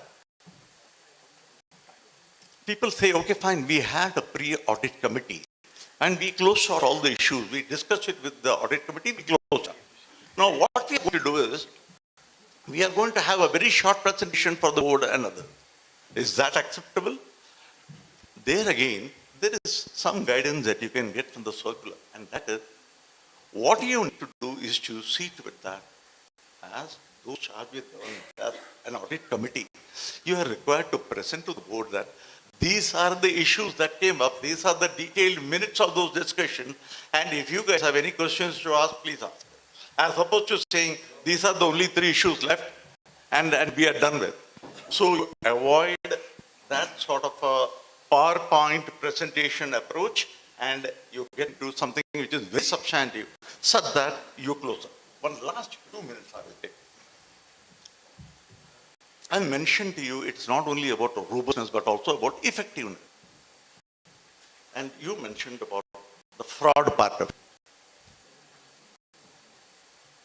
Invariably, at a pre-commencement audit meeting, the audit committee, the board, those charged with governance need to ask the audit team, what is your understanding of areas that are susceptible to fraud? What is your understanding about the overall control environment? Do you think there could be a risk of management override? Do you think? How have you sat with the internal auditors and determined these are the critical areas that they should do heavy hitting on? You may not be able to cover those areas. How do you look at these aspects? Who has evaluated and who has the ability from your side to evaluate cyber security incidents? And these are the questions that are asked during the interim, during the pre-commencement stage. At the interim stage, again, there is a question. On the basis of the discussion that we had, have you guys come across any issues that arouse suspicion, vulnerability? So the second time you are asking, you are having a discussion on that. And at the third time, you ask them, based on the discussion that we had, are there issues relating to fraud that you would like to bring to our attention? So this is front-ended to ensure that there is adequate time given for fraud-related matters. If that doesn't happen, you may achieve the robustness part of it, but what will be left out is the effectiveness part of it. Hindi में कहते हैं ना, हाथ ही निकल गया और पूंछ रह गया. So that is what I am trying to say. Thank you, Abhishek. I hope that. No, thank you so much for sharing those views. I think if I can say things that really I'm taking away of saying that, sometimes it's cast on auditors as a responsibility to do these communications.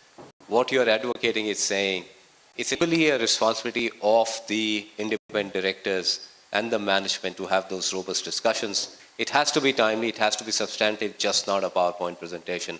But that's great points that you made, sir. Thank you so much. Mr. Givara, if I can come to you. Right? I think you want to share your views, and that's the indication that I'm getting. But before I go to Mr. Giwala, I just want to say, if you have questions, we got a great panel here. Start thinking about it. I'll open it up to the floor to ask those questions. You are the CFO of one of the largest private sector bank that we have in the country, right? Now, if you see in financial services, trust is foundation of the business itself, right? So as a CFO, how do you balance that relentless focus on growth, innovation, etc., with the equal or equally important responsibility of safeguarding trust, resilience, and financial reporting? So how do you manage that? I think, thank you very much, FICCI, for inviting us here. Good morning, friends. I think, as you rightly mentioned, financial services is trust. I think depositors put money with the bank because they have trust with the bank. The investors put money with mutual fund because we have a fiduciary responsibility. And of course, the insurance policy holders place money with us because they know that when the need arises, we will obviously repay. So I think fundamental to the financial service industry is the trust. And I think trust has 4 cornerstones as we look at it. The way we look at it is governance is first cornerstone. Second is very effective risk management, compliance, and the control. These are the 4 cornerstones of building the trust. How do you demonstrate the trust? Because financial service, unlike manufacturing, is a service industry. So how do you demonstrate that? So I think constant communication, progress, and demonstration of adhering to those 4 cornerstones reinforces trust among our customers. Having said that, I think we all mentioned so many things are happening in the new world in terms of AI, ESG, all of that. I think it is important that we embrace the change, but preserve these 4 cornerstones and do not compromise on that. So as a CFO and a group CFO, I think, because I have a lot of connection between the 18 subsidiaries, clearly the fundamental role continues to protect the trust which is based on the foundation of these 4, and of course embrace the change without compromising on it. This is the only way to deal with the situation. Which is great. Great point. Sorry. A great point. I mean, oftentimes the struggle is always saying, how do you manage growth with having a high level of governance? You've just simply, you've just simplified the whole notion of saying, what is that you look for as a CFO? And I think most of us would gain with your articulation of those 4 principles or 4 key things that you look for. But thank you for sharing that. Mr. Goenka, if I can come to you, all right? Now, if you look at in today's day, CFO sits at the intersection of many things: risk, technology adoption, compliance, making sure there is growth in the organization. And then there is this new thing which is use of AI, right? Now, in your role as a CFO of one of the largest companies that we have in the country, how do you see from your vantage point and saying, do you see AI being used to enhance knowledge or judgment capability? Or do you see that AI can actually take judgment on its own? And how do you see that intersection? What do you think? And maybe you're seeing something today, and maybe your views on how you think it will pan out going forward. Thanks, Abhishek. So when we talk about governance, we are talking about things like ethics, morality, character of the organization. And as Mr. Rajesh, from C, he talked about, we all should be endeavoring to, only comply with the letter of the law, but the spirit of the law. And we all know that AI doesn't have a spirit. It doesn't have a conscience. And so, when we are talking about governance, we're talking about trust, which all comes with a lot of judgment. It's something which you cannot outsource to AI. If something goes wrong with your governance, you cannot jail the AI. Yeah. So governance is a very, very serious topic. As a company, not only a financial institution, but even a metal and a mining conglomerate like us, we draw on a lot of resources, from the society, and are obligated to use those resources in the best interest of the society. And whenever you want to do this, it's all based on trust. And trust builds over time, and trust builds on how you have behaved over a period of time. And it depends on the judgment of not only a human, but a collective human conscience and intelligence of the entire management of the company, the statutory auditor, as well as those charged with governance. So I think this is the part, governance is something which machines can't do. But yes, having said this and having established those guardrails, AI can definitely judgment. It can really help you to make sure that the judgment and the decisions which you're making is good, robust. You can use AI. We all know, it can go through multiple terabytes of data to find out exceptions, to find out patterns, to find out, where things are going wrong. And if the AI is able to do that, the humans can focus on what they do best, which is in terms of understanding the data, understanding patterns, challenging it. I think Mr. Gupta really talked about a very good this theory about challenging, having a challenging culture because you care about the organization, because you want to get to the bottom of the thing. You don't want to just have a frivolous discussion, but you really care about changing the whole organization. So the humans can really focus on that. But I tell you, AI is, so it's very easy to talk about AI, but it's very, very difficult to bring it to life. And just to give you an example, say at Hindalco, we have 19 manufacturing units and 24 mining units all across the length and breadth of the country. If, NAFRA comes out with a circular saying that related party transactions has to be dealt in this particular manner, then as a CFO, I need to ensure that all my 43 operating units, they understand it properly and they are able to implement it in its true, not only in the letter, but in the spirit. And yes, I will need technology, definitely. And technology is just not AI. I just can't go to my pilot and say that, make sure that all my units comply with this new NAFRA regulation. It doesn't work like that. What it requires is a huge amount of hard work and an unglamorous work, which is required to make sure that all my 43 operating units using, first of all, a common ERP. That's not enough. Within that ERP, they should be having a standard way in which they process a particular transaction.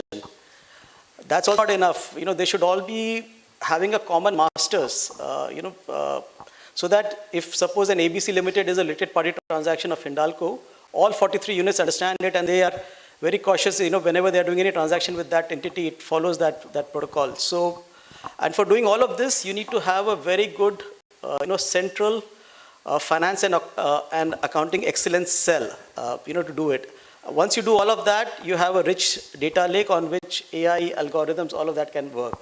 And so at Hindalco, we are doing exactly this. At Pune, we have set our finance and accounting center. It's more than a year old now. And, that's a place where we are using the best-in-class AI algorithms to say across all of our 43 units, how is really the control environment, and it looks at different points of data and it comes out, with some of the exceptions and, whether some units are green, some units are amber and red. And so working a lot with some very good people, very good technology to help us in assessing that. And once a year, we make sure that our statutory auditor, along with those charged with governance, visit that particular center. They see how we are trying to manage the control and governance across, those particular units. And, and they always have some suggestions based on their judgment, based on whatever, things are coming out, whether this is good or not good.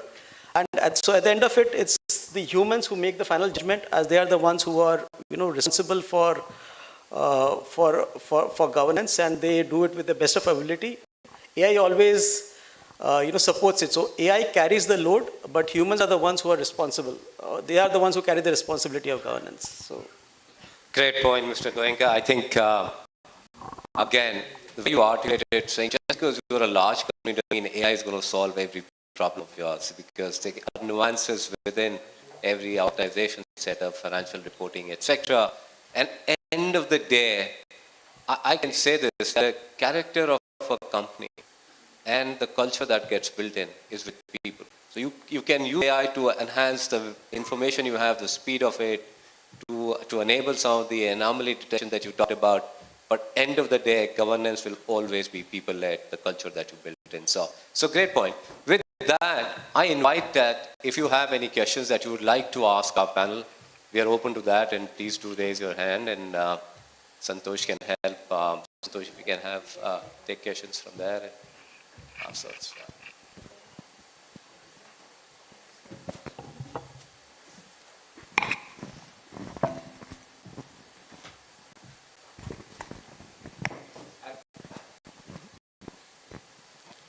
If you can just state your question, and if you have a particular panelist who should respond to that also, you can do, but please start. Great, thank you. So my name is Vikram from Omnifin. Two quick points. One is, so Mr. Bharat, you mentioned about how AI cannot make judgments or cannot be responsible for government.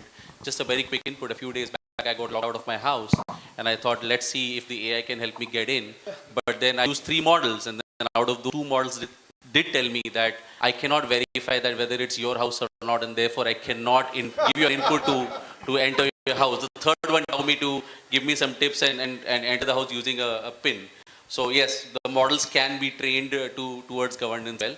I have a question towards NFRA circular that has come out, and this is to Smita ma'am. Does it mean that over a period of time there's going to be a little blur around lines where in terms of how auditors are independent of the companies? Because if these responsibilities are the auditors to set up these meetings with those charged with the governance, can the auditors be less independent eventually? Can we put the blame on the auditors that, hey, you didn't do this and therefore you're responsible for it? No, actually, this circular, as Mr. Rara also pointed out in the inaugural session, there is nothing new in this circular. It's the same statute, the same standard, and reiteration of what is already available in the law and the adjunct material rules, etc. But what we found from our casework was that the TCWG, the concept of TCWG, which is very important as a governance tool, the work of the audit committee, the TCWG, the auditor, is enabled. And that's why I spoke of those 2 things. One, he actually obtains information from the TCWG. 2, he gives information to the TCWG for enabling their work. So that is a very important synergy. And that we found was not existing. It was just being used as a tick box. Just, I've done this, I've done this. No new, these things are cast on the auditor.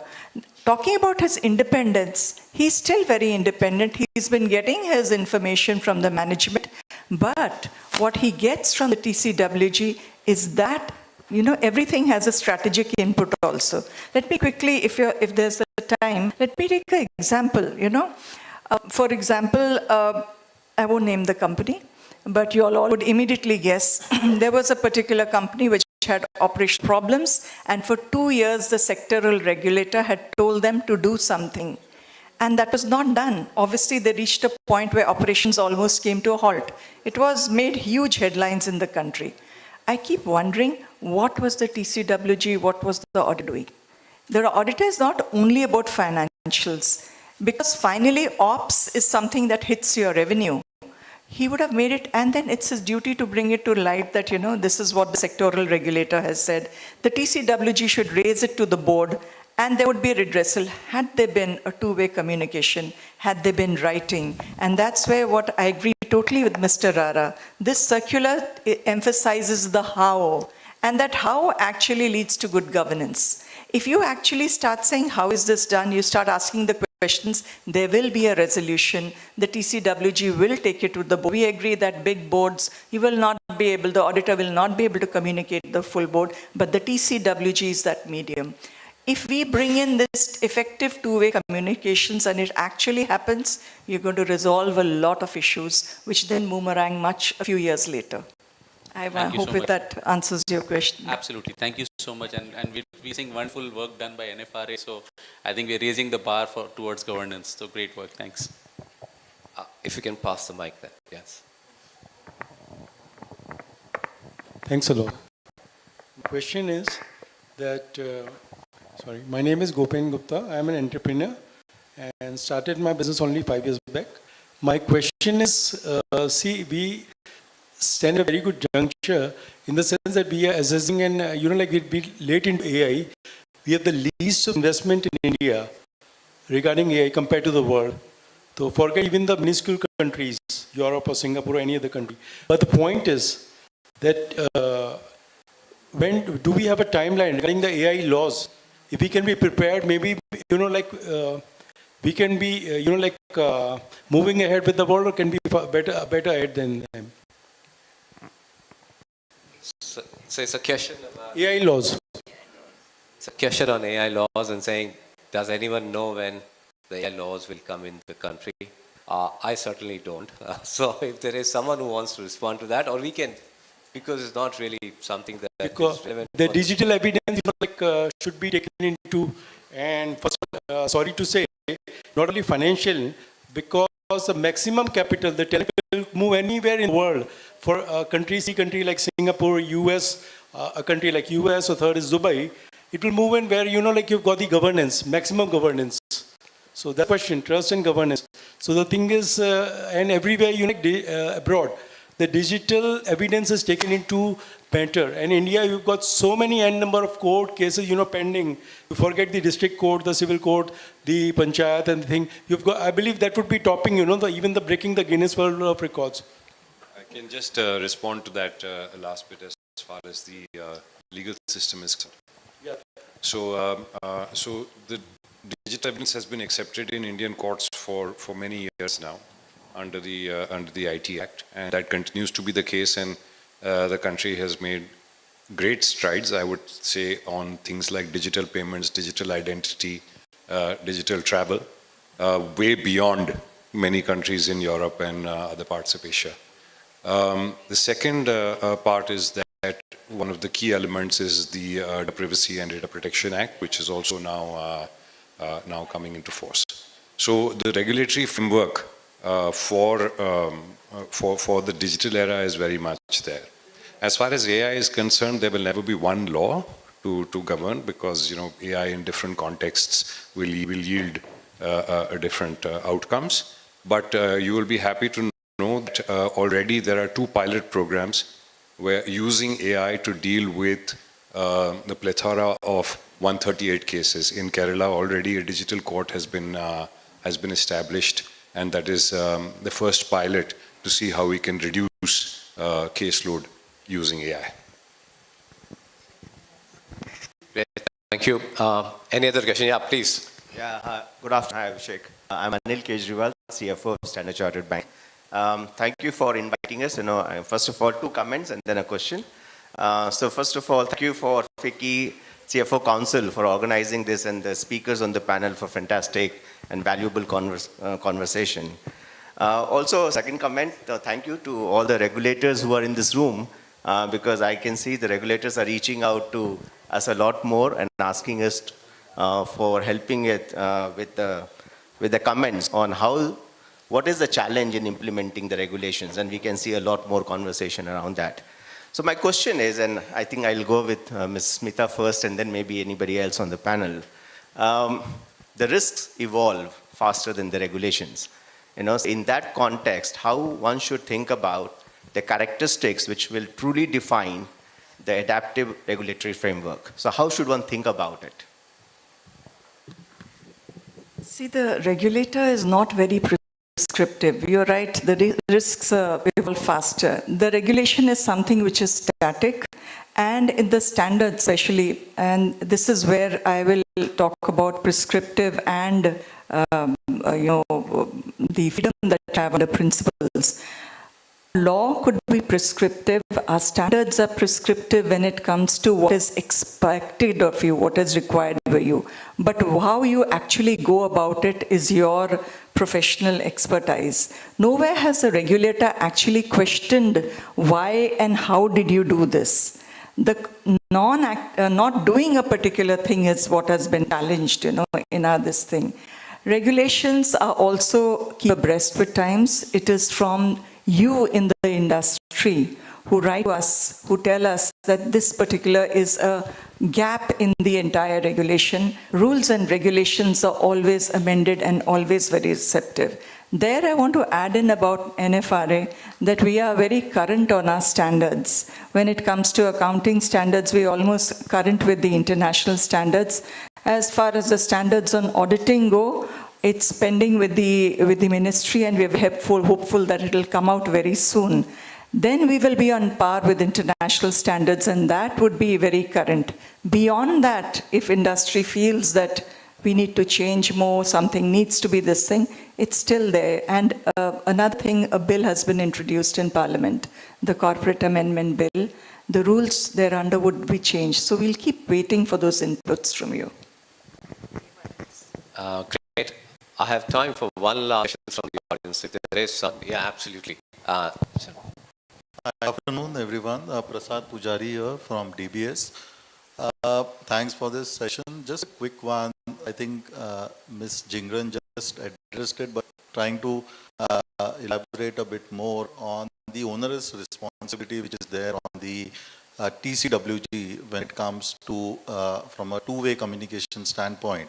So while TCWG majorly would entail independent directors whose access to information to an extent would be limited to what goes into meetings, when it comes to two-way communication to the SAT auditors, what would be your view in terms of their capability or the accessibility in terms of giving information on matters which are very operational or executive in nature, for instance, a fraud or a topic of that nature which may not have reached out to them in the normal course of a board or a committee meeting.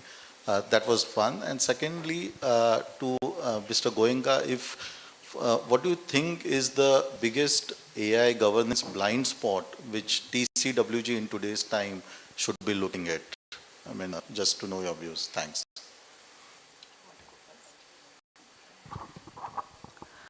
So I think, yeah, I don't think so. You know, what is a blind spot of AI from a governance point of view? I think AI creeps into each and every part of the function. You know, how you are making payments, how you are, planning, and so I think it's definitely a good tool to improve your productivity. And as I said, ultimately, based on all of this, you have to finally make the judgment. And so, yeah, AI, this whole thing about AI hallucinating, that, okay, this, I gave it to AI and AI has done an error. So I think those are real problems. You need to start from a very brilliant basic. You need to have a very good data lake, a data architecture, and then make the AI, work on your company data set. So then it becomes very real, and, you have all the security guardrails around it. And then, but yes, at the end of it, it's just one of the tools. Right now, it's one of the most talked about tools, but it's just one of the tools.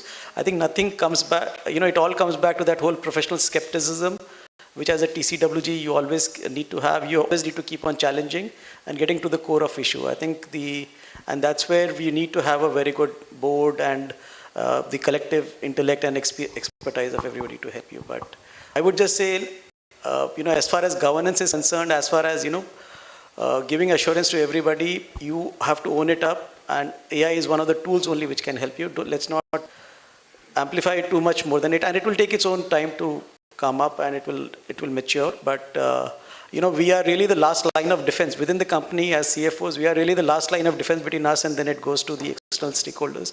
So we have to have a lot of diligence and that skepticism, before we let anything go beyond our shores. I'll just add a sentence to what Mr. Goenka spoke so well about. So it's an enabler, AI is an enabler, but please, verification is the crux. With that, I come to the first part of your question, which was about the independent directors. As I spoke about what is TCWG, I pointed out that the auditor needs to be very aware that the audit committee itself cannot be the TCWG in the Indian context, because audit committees have a majority of independent directors. I said he must assess who are the others on the audit committee. Do they satisfy the definition? So let's assume that for us, the TCWG, for a listed entity, is the audit committee plus. And in this plus, he would have taken very meaningful people who are sitting on board and who are aware of the strategic direction, are able to take decisions, and if not, are able to carry the issues to the board. So I don't see a place where any issue that is brought before the audit committee or the TCWG will feel crippled because the independent directors are not so much into the company. I don't perceive of such a situation. That's why it's very important to delineate, to determine the TCWG with full sincerity. In that, it would be very good if the auditor could actually speak to management, could actually to speak to someone on the board, maybe the MD or whatever, and say that, let's help out and sit down and see how do we constitute the TCWG.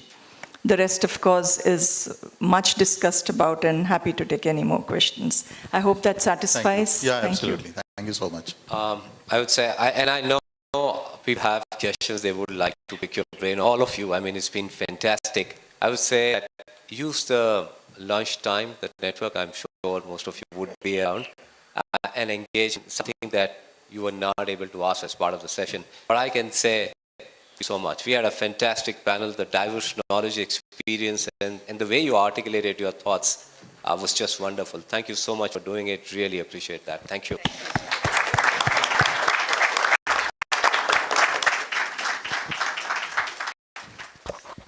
Thank you very much. Now, before we conclude this session, I would like to request Mr. Bharat Goenka, Member, CFO Council, kindly present a green certificate to Honorable Member. In her name, 6 trees are being planted at Sundarban National Park, West Bengal.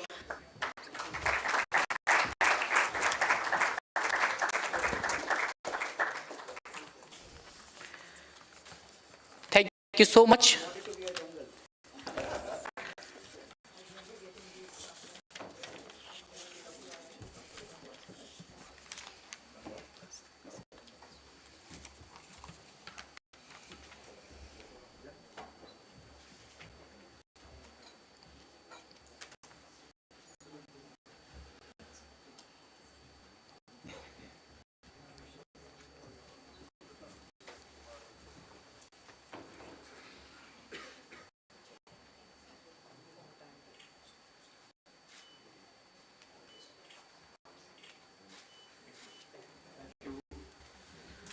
Now, ladies and gentlemen, let us move to the next session on the AI governance and regulatory landscape. I request the team to please reset up the stage quickly.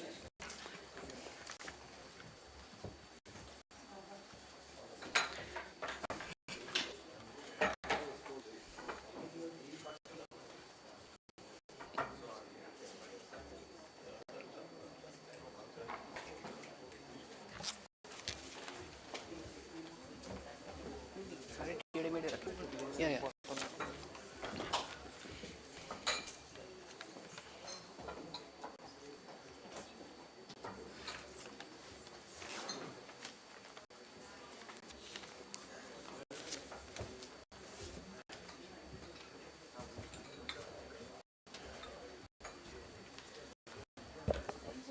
Ladies and gentlemen, please welcome on the stage Mr. Naveen Singh V, INDAS, Principal Director, Commercial Office of the Comptroller and Auditor General of India. I request and welcome you, sir, on the dais.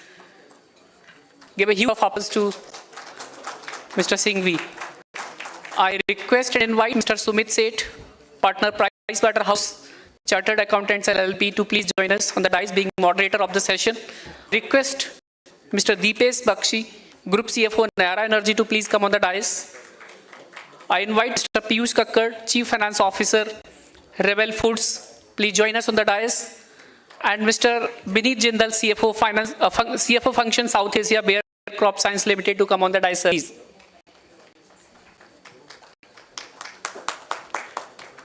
Ladies and gentlemen, please give a huge round of applause to the panel. And to take over the session on AI governance and regulatory landscape, I request and hand over the mic to Mr. Sumit Seth to proceed, please.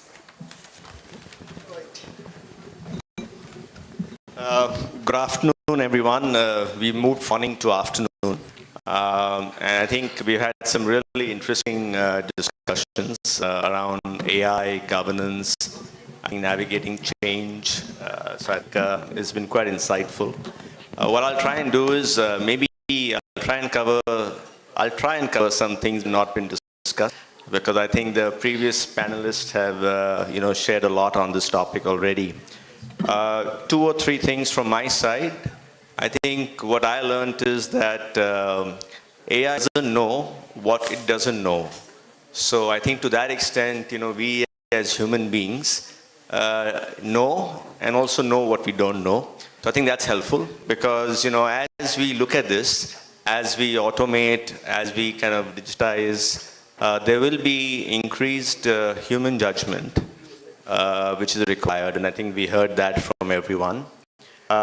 Second, of course, there are a variety of benefits from AI, and we will learn that and hear that from our CFO panelists out here in terms of how they have practically dealt with that.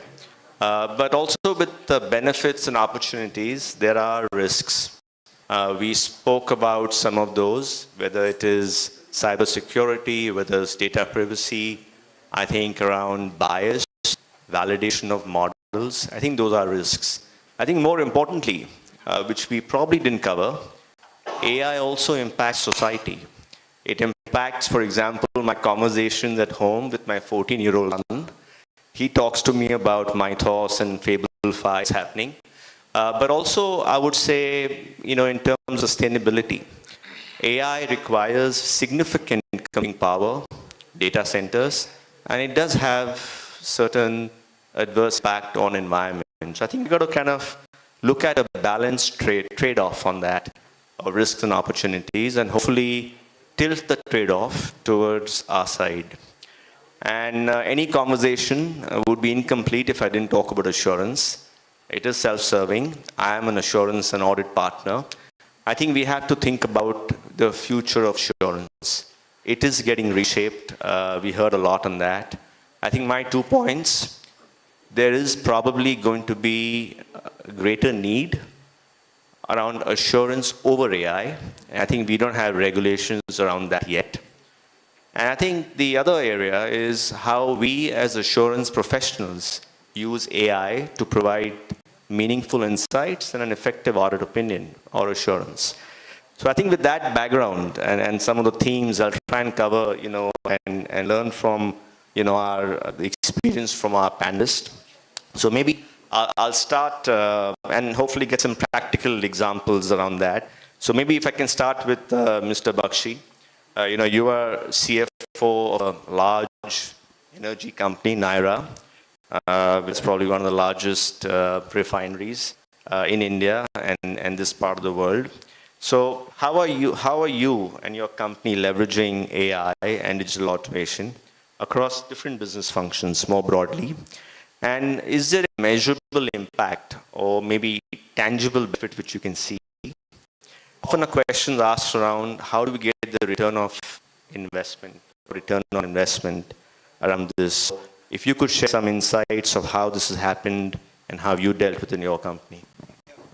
Thank you, Sumit. And firstly, I wanted to thank FICCI for having me for this panel discussion.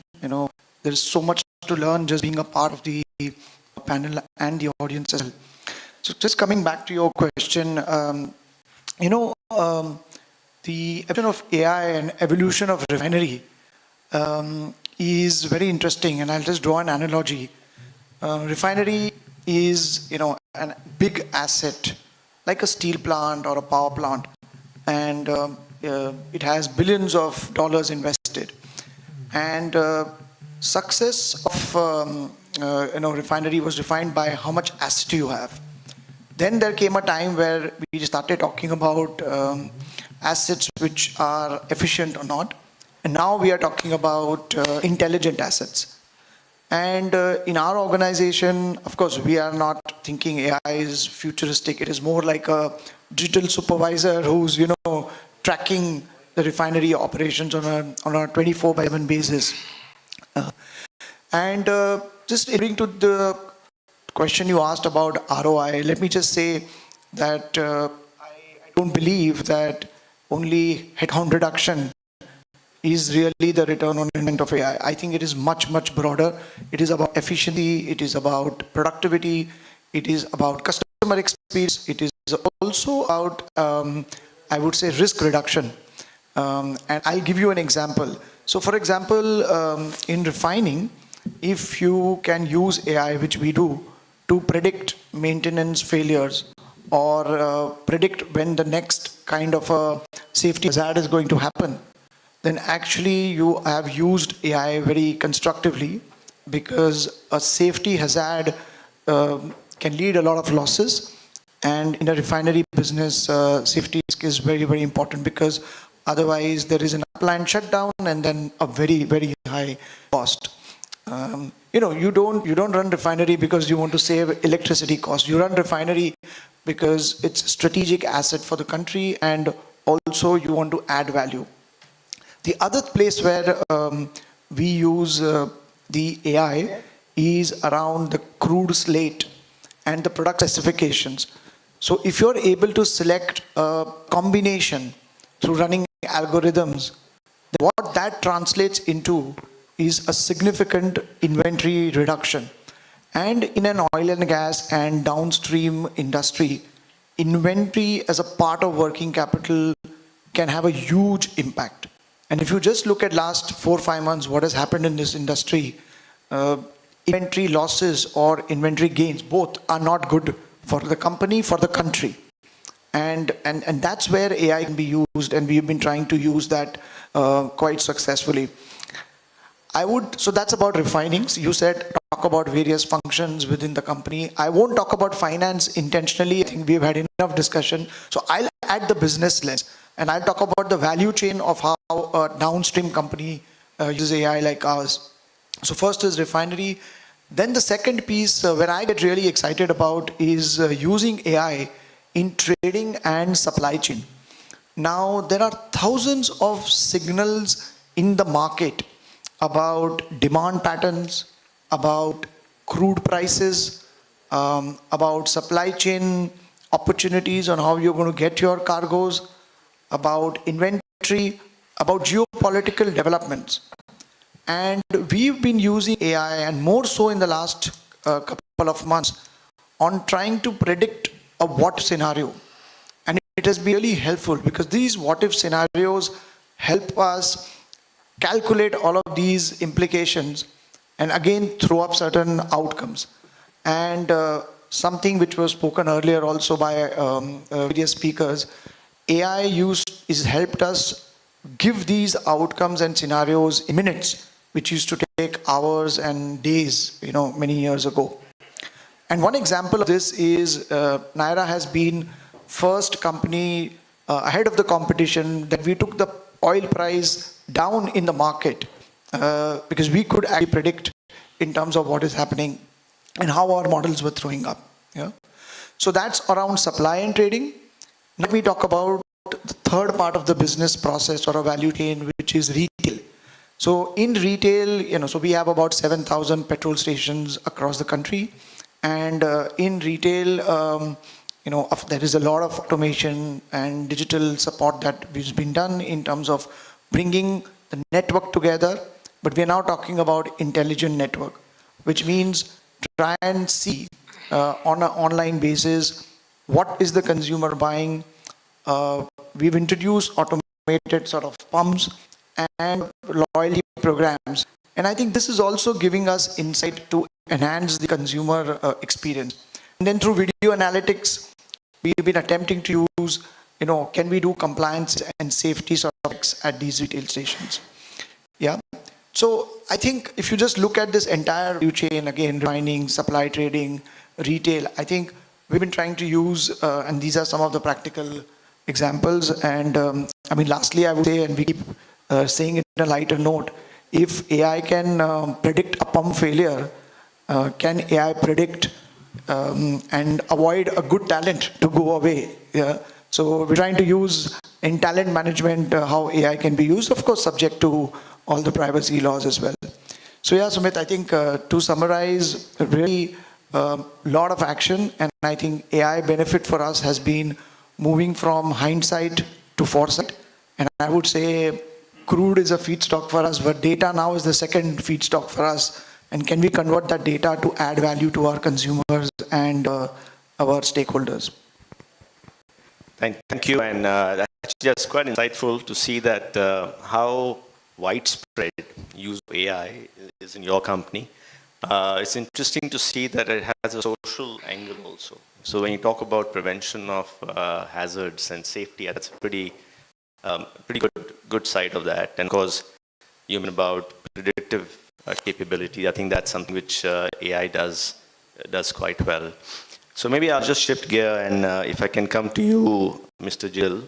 You are a CFO of Bayer, and again, a large listed company, an MNC, and you've got 3 business verticals, as I understand, which is pharmaceuticals, crop science, and also consumer health.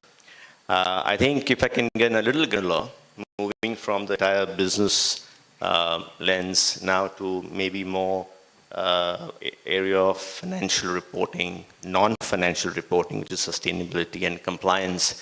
How have you seen AI being implemented in your company? What are some of the benefits and also challenges which you came across? So what advice you could give to our delegates and colleagues over here? Thanks, Sumit. I'm here to take some advice, right? Because that is the best forum. So my name is Amit, and thanks for having me. It's very interesting. 3 months ago, we had a dedicated in FICCI. You were quite a leader there, Santosh, in Hyderabad. That time, the topic we were discussing was, are you using AI? If yes, how are you using AI, right? It's just 3 months, right? And I'm not talking about the various versions of cloud and Copilot and everything coming with decimal 5.1 and 5.2. Now we are actually discussing about what is governance in AI. Sumit, I'm definitely not in a position to give any advice, but I want to share my mind with you how it has developed over the last 3 months or over the last 6 months, yeah? The first question which I always asked for myself, for my team, for my customers, for my stakeholders is, what exactly is AI governance? I mean, is it just like a buzzword, or what is governance? Because we all established repeatedly 2 things, that AI cannot replace human judgment, AI cannot replace stakeholder management, AI cannot probably replace ethics. So what is AI governance? And for me, it's an important question, because that's where I will expect AI to add value. And when I'm trying to attempt AI to be my partner in this journey, I will know what challenges are coming along the way. So we are all in this room in some of the other respect, governance heads of our areas, of our organizations. And over the decades and over the centuries, we have a very robust governance for people, for process. How many of us will say that we have invested decades to ensure no duplicate payment to vendors? How many of us will say we have established decades to ensure that with our company's code of conduct, the behavior of employees, the policy violations are tracked in preventive manner? We have really, we can call it 4I principle. These are those nuances of governance which are very well established. So what is AI governance? Simply put, if we can extend these standards of governance to an intelligent partner, intelligent system like AI, for me that becomes the AI governance. And that's a journey, Sumit, personally, me, my team, and I'm very glad a couple of my colleagues are also here today. That's the journey we have been undertaking. Bayer's purpose of existence is health for all, hunger for none. An aspiration we don't believe we will ever meet, but an aspiration which will keep us going every single day when we wake up. We are an organization which has right from basic research, whether it is pharmaceutical, seeds, agrochemicals, self-care. We believe every stage, right from core innovation, right to predicting credit distress risk potentially. At some of the other level, in some of the other function in Bayer, this is existing. It's getting shaped up every day. I'll just give you one example which me and my team members tried. A very, very simple example, because I want to establish here the challenges I and my team faced. So the journey first began from not understanding what is generative AI and what is agentic AI. We all started AI probably with ChatGPT or later on, where we ask a question. It was a glorified version of search. So a very simple situation which most of you will establish, and pardon me, it's not as great as what you said, but very simplistic situation. How many of you are processing 50, 60, 200,000 vendor invoices a month or a year? That's the kind of range we are talking, right, Bharat? Now, a very simple situation which we all face is the compliance. And I want to get into this compliance monitor, because for me, AI is not a technology shift or a technology shift tool. My expectation from AI is, will it help better quality decisions? Will it help me to reduce risk? Will it help me to increase controls? And therefore, it's a decision shift tool. It's a quality decision shift tool and not a technology tool. Now, keeping this in mind, you take the simplest example which I'll give you, right? And the journey we went through. So here is a situation where our source to pay team will process tens of thousands of invoices every single week, every single month. As a CFO of a listed company, where as you can understand, compliance is of paramount importance, governance is of very importance of interest for all stakeholders, including Mr. Singhvi here next to me. What is important here is to understand that every single time you use the withholding tax rate was correct. And that's not on the invoice. A very, very simple. So we had a team of people who ensured that everything is correct. A very, very simple example. Few months ago, I said, okay, in today's day and age, we have AI. It should be simple. We just ask AI, right? That check whether it is right. That's where the journey started. So the first thing we learned along the way, yeah, you can ask for one invoice, the AI will read it for you and probably answer correctly. But now if you want AI to be your partner in the journey and ask for 100,000 invoices to be done, can it do? And it miserably failed because we did not know what to prompt.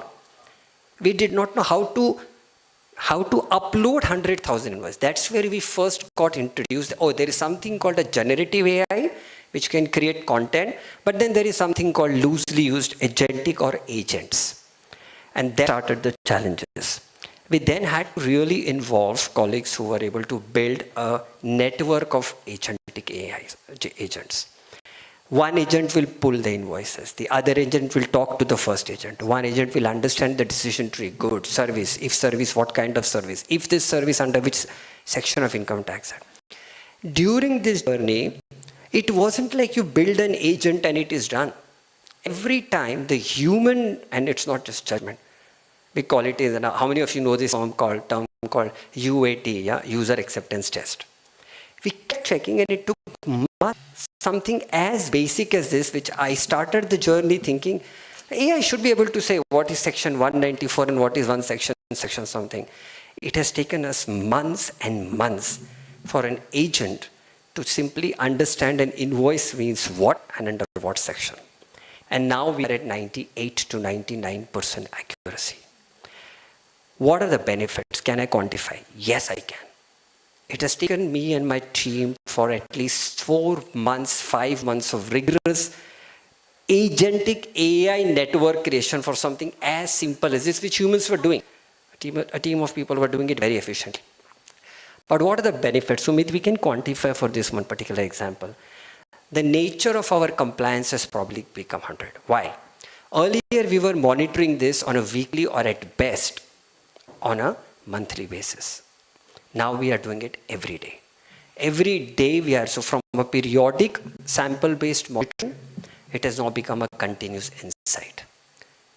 First benefit, the confidence level, the trust has gone up in the system and with AI. Second, we can see that that quality time which is released from our colleagues to open an invoice and check is now gone into challenging the assumptions, interpretation, and then guiding better business decision.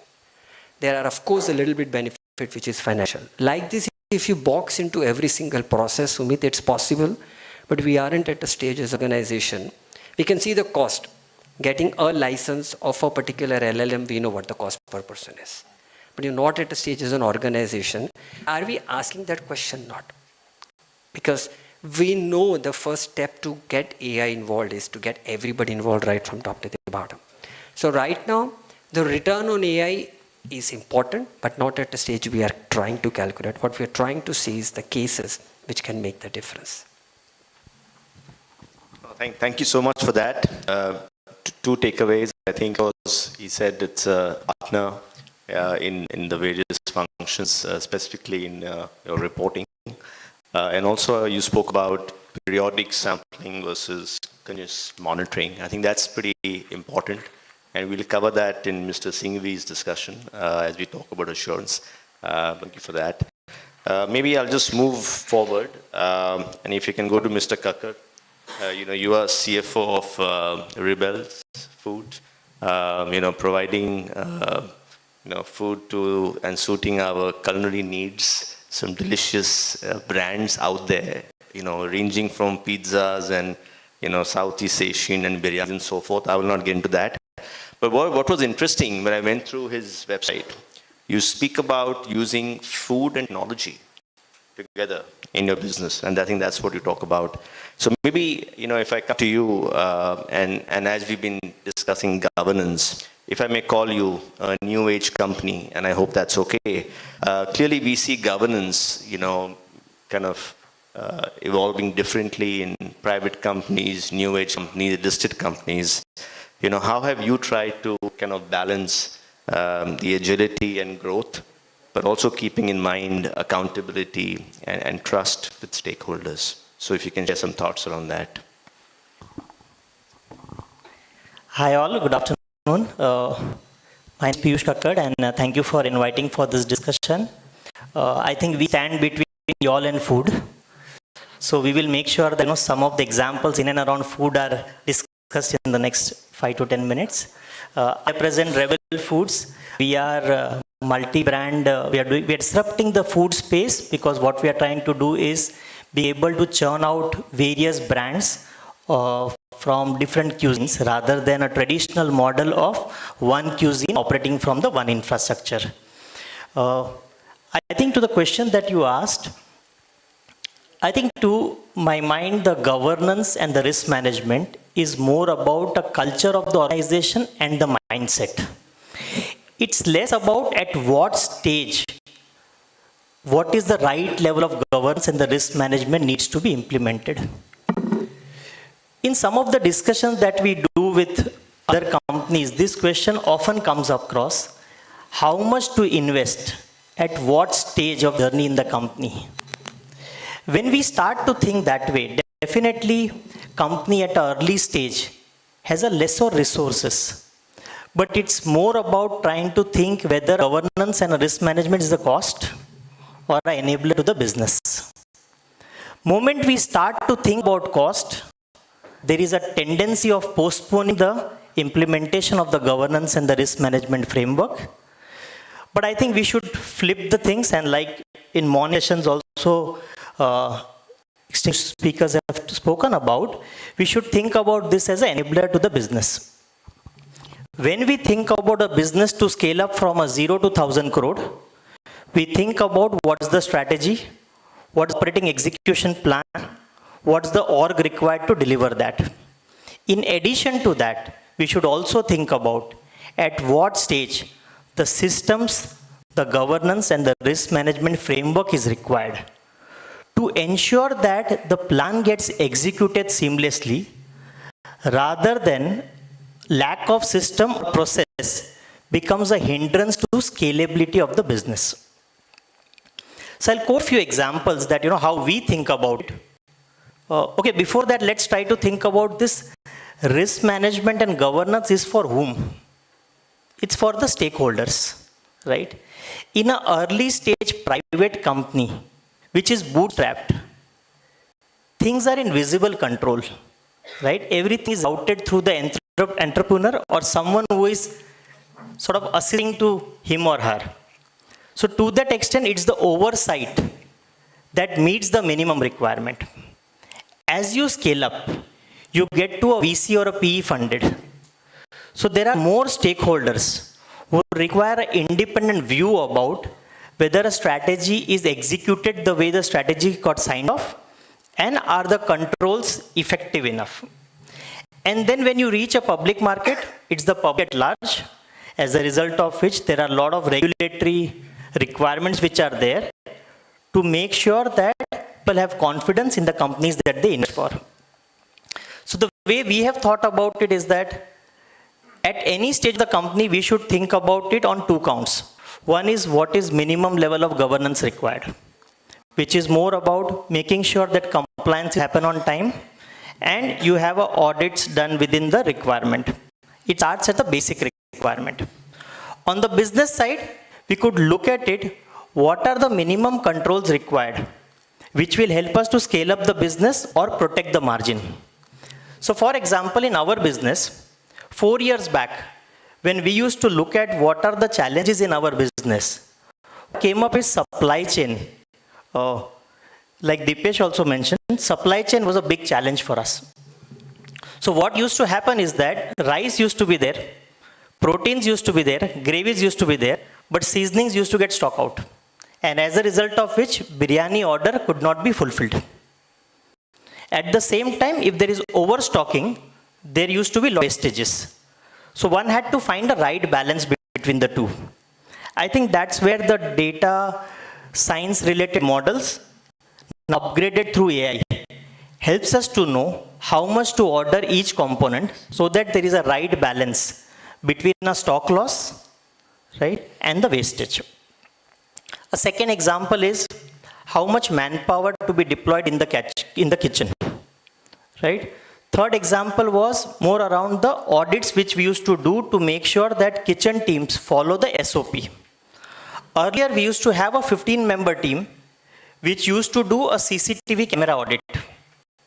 So these audits used to happen on a sampling basis. Now with the use of AI, do a continuous monitoring. The same 15-member team is now working on what are the gaps, fixing that with the operations team, right? So it's more about trying to leverage the technology and make sure that those insights are plugged into better and more efficient processes. So to summarize, I think the governance and risk management are required for each and every stage of the organization.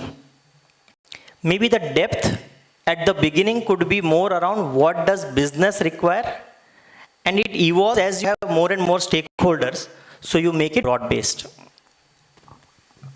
Thank you for that. And I think a common theme, supply chain, continuous monitoring. And I think next time we eat biryani from Rebel Food, please remember AI was an important contributory to that. So thanks for that. Maybe I'll move to Mr. Singhvi. He's, our national auditor, if I may say, auditor, if that's okay. I think, and this is a question very close to my heart, and of course, many of the assurance professionals out here.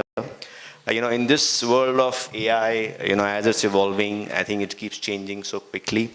We heard about velocity of change in the morning. How do you see the future of audit assurance? And also, how do you what are your expectations from statutory auditors, internal auditors, and last but not the least, also sustainability auditors, right? Because for us, that information also is equally important. So love to get your thoughts on that. Thanks a lot, Sumit. So the interesting part is, and the most challenging part is which AI perhaps needed to solve. I am taking the last question. Crossing the lunchtime, it's already 1:35, and perhaps not that very interesting subject called as audit, and sitting in the middle of 3 CFOs. So it's a very peculiar situation to handle this question.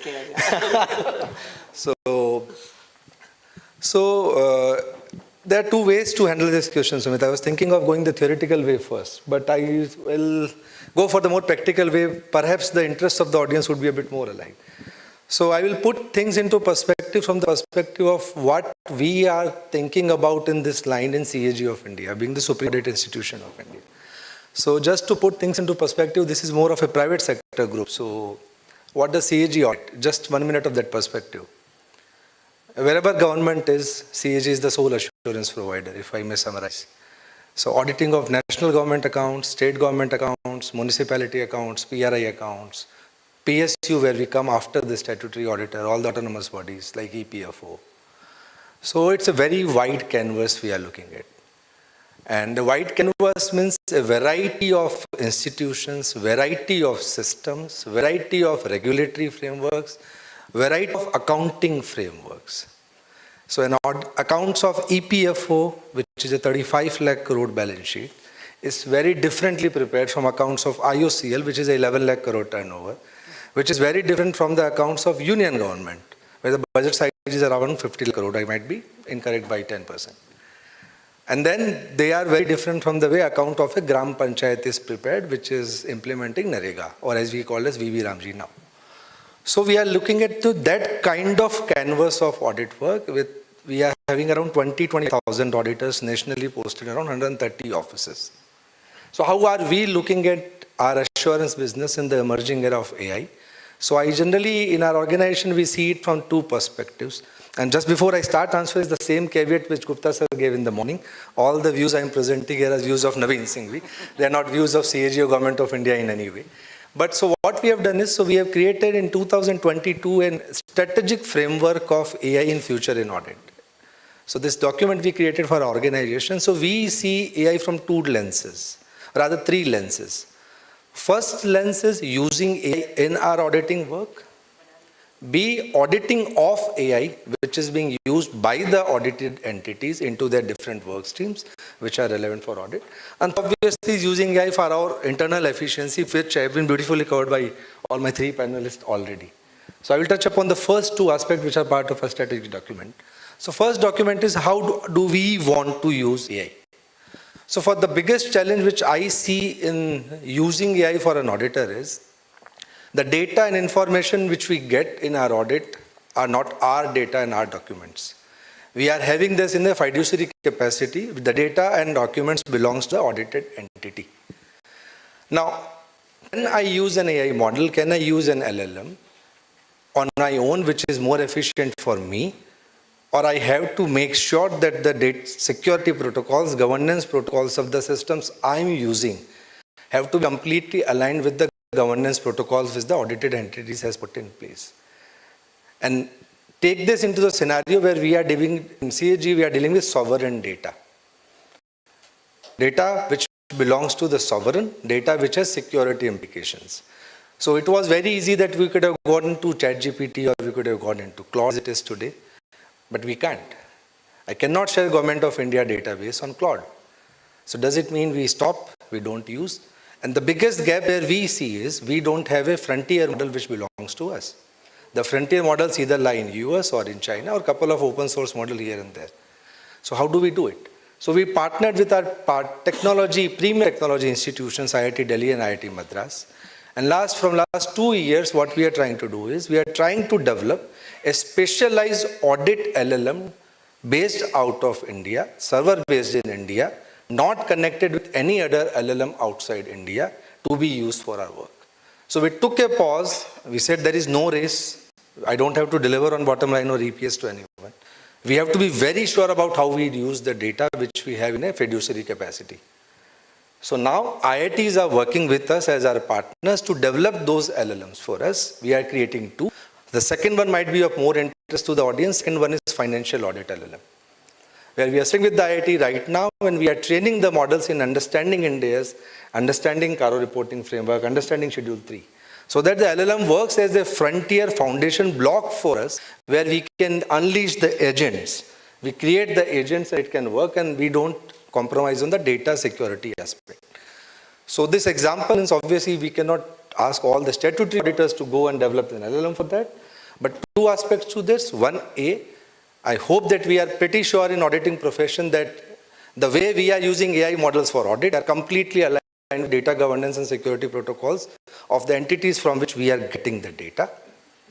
And B, perhaps some way with ICI or with MC or with any profession, in my personal belief, we perhaps need a DPI in terms of creating a sovereign LLM for this auditing profession, so that we are safe from the data risk which will lies. Means it's not just PSUs, the data of our Indian companies, data of Naira is as much critical to go out of country's boundaries. So that was one aspect of using AI tools in audit. Now second aspect of, like I was talking about Hindalco creating a model of invoice processing and all the financial cell which we have created in Pune. Or when I was talking about creating an AI agent network of processing the invoices. Now, as an auditor, can we just trust the result of that system? Or can we go to the old world era of just tracking 10 invoice sample out of that system and rechecking and re-auditing whether that was processed and drawing our assurance? I think in the era where AI models are being increasingly used in different part of the processes of an organization, specifically ones belonging to financial aspect and control aspects. We in CAG believe now that auditing of the way those models have been created, the guardrails inbuilt in the model, the quality of data which was used in development and training of the model, and the quality of training provided to the models have to be an inherent part of our audit exercise based on our risk assessment and limited resources which we have. So perhaps for the statutory auditor community going forward, ITGC has been a biggest consideration since the ERP era and when they come back. So perhaps we have to have a relook at the definition of ITGC and include the component related to the security of these models which the organizations are using, apart from cyber security and the associated data risk which are coming in by using a lot of data sets for the business operations. So we are also created a strategy to auditing AI development in our audited universe. Perhaps something like that you would have created or might be worth considering for the statutory auditor community. Sub-part of that is internal auditors. Now internal auditors being a very important part of the 3 line of defense in the classical era and 5 line of defense in the modern era. So these 3 lines of control, are they robust enough and are they evolving in terms of assessing the risk, managing the risk, mapping the risk, and the way controls are designed in the era where AI models are trying to be pitched in as part of the business processes? Perhaps there is a need to have a relook into it. I was just going through that IIE has bring out a very, it's a start, but a strategy of auditing AI by the internal auditors. So perhaps the way these models have been created, curated, and the controls as class of these models should become an important part of the work of the internal auditors to start with. And going to the last part of the sustainability reporting which you touched, I think it's a very evolving field. So just around the second year, perhaps we are entering the 1,000 companies. So one aspect is, we as part of CAG has already started auditing in our universe. The first report of implementation of BRSR framework in PSUs, listed PSUs, would be out in next session of the parliament, hopefully, or the next session after that. So we as part of our assurance mandate have already started looking into the way BRSR reports have been created. But obviously, as things stand today, it's not part of the statutory auditor's mandate per se, but the way the importance of sustainability reporting and the awareness is going, I see in, I don't know, in 5 years, 10 years, the reporting requirement of BRSR moving more towards an assurance activity rather than a compulsory disclosure activity. And the way it moves towards an assurance activity, we need to evolve our standards, evidence gathering techniques about how to ultimately check and draw that evidence. So now, just on a lighter note, when they say that 5 trees have been planted, the man said verification is important. So how to verify those 5 trees have been planted? So when you see that sustainability reporting in BRSR, where you see that, okay, I've done a plantation activity, a lot of new age tools can be used. Like in CAG, we have started using a lot of remote sensing data, GIS data, Gati Shakti data is part of our audit exercise. I don't know, in a way, perhaps these tools would be somehow would we need to be required to be integrated as part of audit processes when we shift, if the BRSR audit shift towards of an assurance activity. And I think those challenges will come as we evolve towards that. But you ask for my opinion, I think it will go towards that sooner or later. So I hope it answers the question and it add value to the group. Thank you so much. Sumit, sorry, can I steal half a minute? Half a minute, yeah. It's very interesting because we just heard an audit angle, and what we understood is that auditors are also developing AI to audit. I had this very interesting conversation with a very, very senior partner, international senior partner of Big Five. And exactly, similar conversation, a question came from one of our colleagues in the room. So will AI audit AI? Because the clients are developing tools which are based on AI.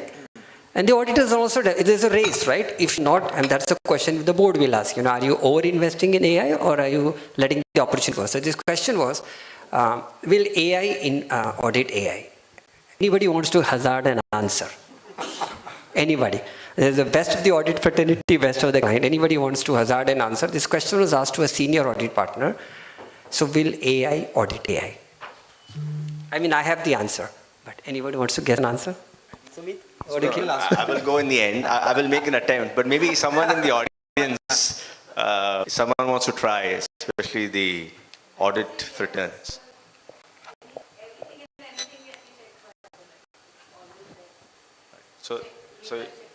So her answer is yes, it can be. Now to the client fraternity and to Ms. Smith. Are you comfortable AI auditing AI? There you go, the dilemma, right? So the answer from the senior partner was, we are developing AI tool and we know you are developing AI tool. As long as your AI tool will show why and how, it's fine. So nothing changes at the ground level. Both of them can say AI tools to be efficient, to be brutally efficient. But the responsibility of every one of us in the room in the governance still doesn't change. We are not able to delegate accountability to an algorithm. Very simple. That was the learning I got from that discussion. AI will audit AI, but our rule will still remain and it will not going to disappear because AI is auditing AI. Yeah. So I was going to actually answer the same, by the way. I didn't get a chance to answer, but my view is AI will audit AI. But I think, as you said, audit firms are developing AI tools. It has many benefits, as has been spoken earlier. But again, it comes down to the governance around AI. And maybe if I can just add to what Mr. Singhvi, you were saying, at this point in time, there are no regulations around assurance over AI. We have on sustainability, we have on financial reporting. But we will see that coming. There are some companies who have published the responsible AI policy. They've also got it certified under the ISO 42001 framework. There's also the NIST framework, in more prevalent in the US. But I think we will see that, as these questions get asked by various stakeholders. I think companies anyway voluntarily will start doing that. And like you said, I think what is AI governance? It is actually about, what's the process which was followed? How was the testing done? Have you looked at biases? What data was used? Have you tested the outcomes? How you monitor, right? I mean, those are the basic principles of governance. And to the extent, a company is doing that, I think you can obviously, like I always say, you can mitigate the risks, you can minimize the risk, and you can manage it, but you can never be absolute risk-free environment. So that's my take on it. Maybe a little different answer, but my answer was going to be AI is going to audit AI. Sorry. Yes. Maybe I'll open up to the audience, and I know you're in between, your lunch, but please, yeah, if you can. Thank you, sir. I would like to add that yes, AI can audit. It has to be ethical. Main thing is we have ethical guardrails. And for example, you have, AI develops some organization and by the third party. So maybe you can have as a benchmark or something to look ahead, looking future, future forward. So that can be taken as a, a way to look forward. So provided it follows the guardrails. And it should be ethical. So something, AI cannot, as you said, cannot be taken 100% into as the correct. Many times it can have a bias because definitely it's built by the humans. And many times the algorithms, whatever the billions of algorithms, more than that, what they have trillions of algorithms, somewhere steps can go wrong, some steps can go wrong. So the thing is, you need to follow the ethics. It can have something, invented, and concurrently something else be taken into control, and that will be every time into the future also, concurrently. Thanks. No, absolutely. I think the ethical considerations are even more important. Yes, Anand. Hi, sir. So this question is for my fellow CFOs, including Bharat. So there's a practical, Bharat, I'm needing your attention as well. It's a practical question. So as all part of the organization is looking at implementing AI and there is scarce resources, right? So how are you making a decision on prioritization of investing in AI with a benefit case? And which part of finance you are looking at prioritizing it, and which AI you are using to make that decision?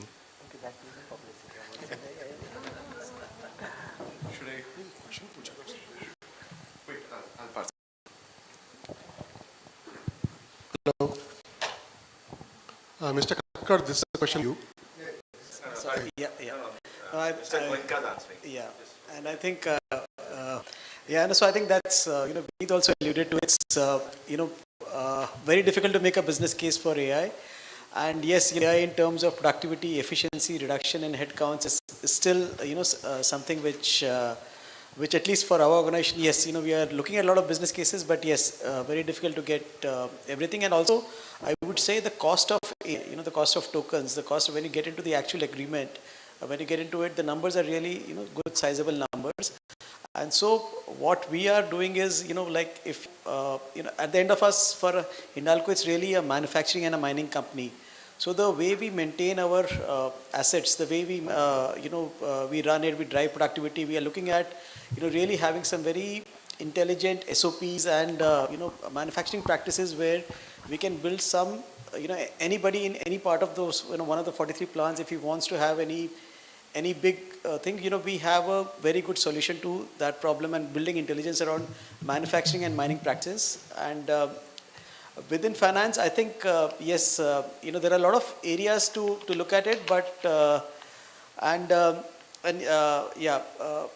especially, the whole thing around transaction processing, there's a very good example which he gave, and FP&A, but you go in with the belief that, yes, ultimately in the long run, it will all play out. As of now, it's very difficult to kind of make a good business case.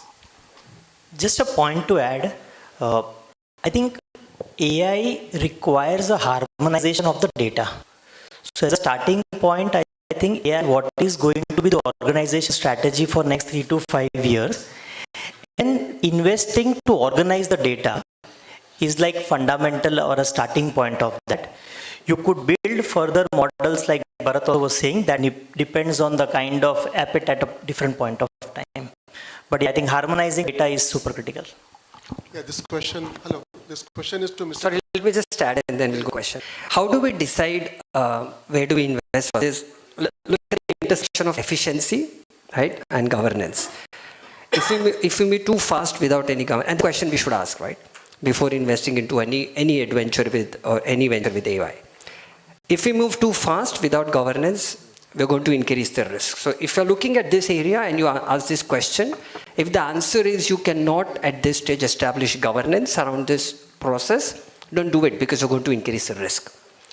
If you go too slow, right, because you're very conservative, then all you're going to end up with is, in costing language, it's called sunk cost. In management parlance, it's called irrelevance. You go too slow, you're creating irrelevance, right? So at the end of the day, whenever we have an opportunity, which is at the intersection of governance and efficiency, at least from our point of view, we ask this question and we don't bother then what the investment is, because it is going to give us the North Star on these two axes. That's how we are judging right now. And I think we've spoken a lot about hallucination. Everybody can use the AI right now. I think that's a good news. A lot of LLMs and a lot of dedicated small SLM also, there is something called SLM also, right? Not just large language model. The percentage of hallucination is dramatically coming down. So as we speak, the AI risk related to risk of hallucination, which is basically a sophisticated way to say inaccurate results due to lab training. That's all, very simple, right? Inaccurate results. It's hallucination. That percentage is coming down really fast. Maybe next time when we meet in the FICCI CFO chair, Abhang, that will not even be a point, I hope so, yeah. Yeah, this is a question for Mr. Kakkar. You run the largest cloud kitchen company. So there are several brands which are dependent on you. Now, how do you manage quality control, and what AI role will play in quality control? Because if even a single piece is not to the specifications, the brand is going to get destructed, and so he'll stop the business with you. So I want to know, people talk a lot about AI, but actually human is very important, because in food, you can't rely on AI. Thank you. Yeah, at our kitchen, we have chefs operating from each and every cloud kitchen, so humans are super critical. You just have to simplify their task by making a very, very simple SOPs and enable them with the information.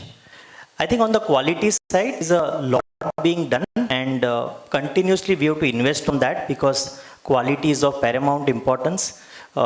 Food is what you experience with every bite. So from that perspective, I think some of the initiatives that we have taken using the technology and the AI are more around that. Traditionally, the barcodes which are there, that are scanned, which only lets you know what's the kind of ingredient and the manufacturing date.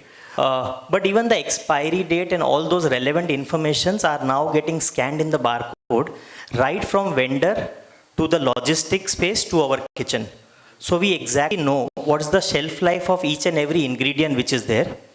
Once the food is prepared, we have something that we call as MRD sticker, which is make, ready and discard. So again, once the dal is prepared, you know at what stage you need to consume. Exactly at 6 o'clock, that dal needs to be sort of discarded, right? CCTV, what I already spoke about, from a perspective of visibility, the use of AI gives us continuous monitoring. There are kitchen related monitoring tools which are there on the freezer and other equipments, what the temperature control which is there. So based on those sensors, a central monitoring tool or a control tower is there where we get to know for critical equipments what is the temperature at which they are supposed to run and what is the current temperature. If there is any deviation beyond a certain tolerable range, those equipments start to not function and that kitchen gets closed. So I think that's how, humans can only do things to a certain extent. Use of AI will help us multiply those monitoring things, and ultimately it's the intent of the, again, human to be able to take action on that. Thank you. Hi, I have a question here. I'm Neha Shah. So my question is to Naveen, you.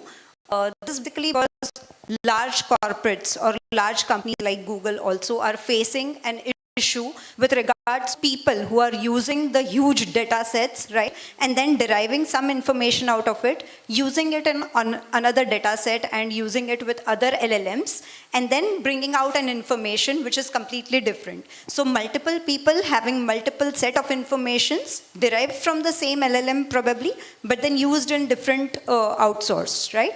So how is it that the board decides with regards to what information is assurance audited, or probably, how is it that the board will figure it out? Because the entire data set is common, derived from that information, probably, how is it that the board decides on it?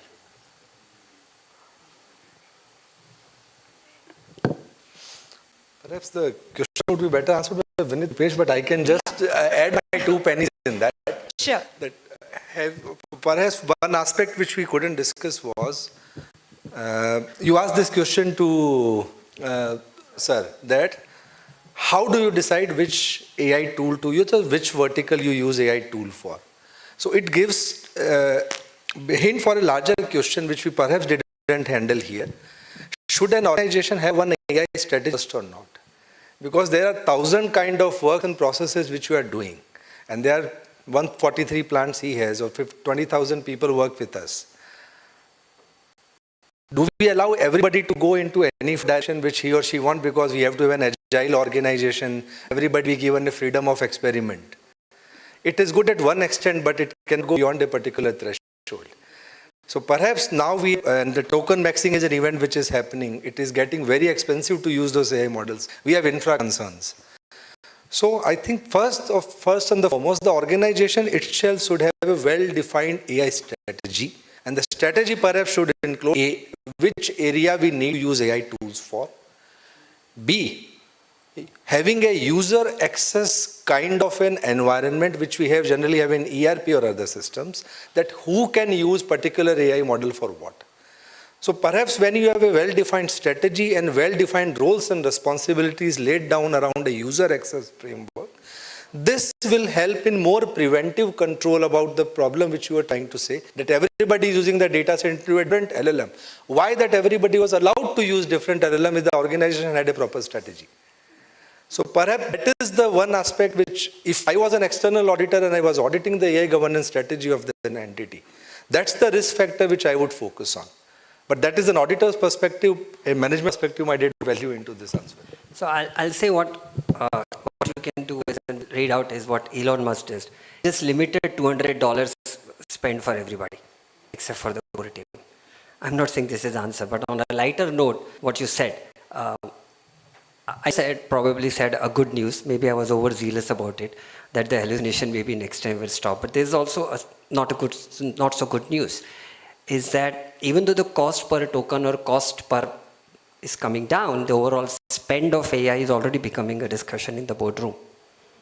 And one of the reasons is what you said, Neha, that everybody wanted to get onto this journey, and now everybody is using AI, and maybe the same using for the same purpose and getting different, because it's not static, right? It's always generating. So one of the things we just yesterday or day before I read that Tesla has decided that except for certain users with certain needs, everybody is now limited to $200 token, because it found certain users were spending thousands and thousands of dollars. So that's one way to limit it. But coming to the boardroom, I think we've elaborated this over the whole day.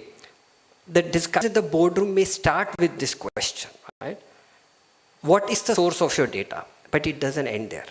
If the answer is we have used AI, or if the answer is that, the next question is, okay, how we validated not only from the today, but if 3 years down the lane, the discussion is of that pedigree, 3 years down the lane, the next question is what risk could come? It's the same question which should have come without the AI. So the set of questions which we get from our directors don't change, and that's why we always said that it doesn't not only not replace the human, probably if I say that we always had financial judgment as our core competency, now we need to know if there's anything called digital judgment. So we need to add one more characteristic to us, which is called digital judgment, which is how to use, where to use, for what purpose to use AI, and which out of AI needs human mandatory overview. So the boardroom discussions have not changed. If at all, from our side, the digital judgment has to come through. Yeah, I'll just add 2 bits. I think simplicity in deciding AI projects is very important. One of the challenges our board has given us is, so, there is a difference between an AI project and automation. And I think the whole world uses these two very synonymously. There is a difference. And everybody gets excited, and I'm just giving you a very practical view. Everybody gets excited, oh, this is AI project. So I think that distinction is firstly very important. Second is, you also need to know what you don't need to do. That's sometimes very easier to decide what you need to do. And I'll tell you a little bit more about it. And it depends on industry to industry. But a safety and a compliance risk mitigation through AI will always and should, in my view, as top priority. It's better to invest in that, because there is always going to be a disproportionate impact if anything goes wrong over there. And then you need to go further down, and that is what the board advice also is, that then you start talking about the efficiency and some of the other things. What is the business for, right? The business is for your stakeholders and for your customers. So AI for consumer customer is very important. Yeah. So I know I've not answered the question as wanted, but I think these are some of the guardrails, and these are some of the factors one need to really think about. You can't just boil the whole ocean. You got to go step by step by step. Yeah, we can't start running, we need to walk first, and I think that is what organizations are doing. Hi, sorry, yeah, some question. Sorry, someone. Maybe the last question, yeah, please. Okay. So while we are speaking on all the safeguards, etc., what we have, maybe the education infrastructure in maybe India with respect to AI professionals now. So we have certificates for CA, cost accountants. Will a time come where even the ones which are charged with governance or certain internal stakeholders needs to get certified on say AI, like a minimum as a part of not qualification but an additional framework, because we have judgments a lot. We need to apply digital judgments, we need to assess, we need to verify. Do we have a framework, like accounting standards? Will someone will need to, before taking judgment, pass through certain test of AI, and then he's qualified, and then he can take a judgment? Maybe I'll take the second part of the question, and maybe if you all, anyone wants to take on the question on upskilling, I think you all can consider. But on the second part, I'll say, like I mentioned earlier, right now the framework that exists is the ISO 42001.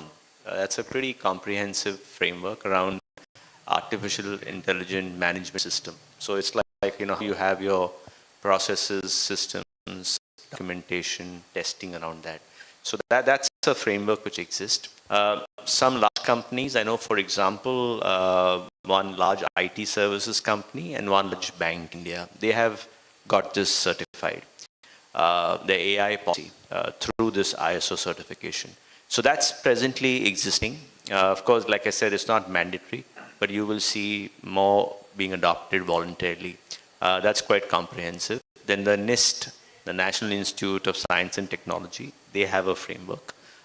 You can get it assured. So that goes through the various processes in the sense, how has a company identified a strategy? Someone, I think you were talking about which projects to take.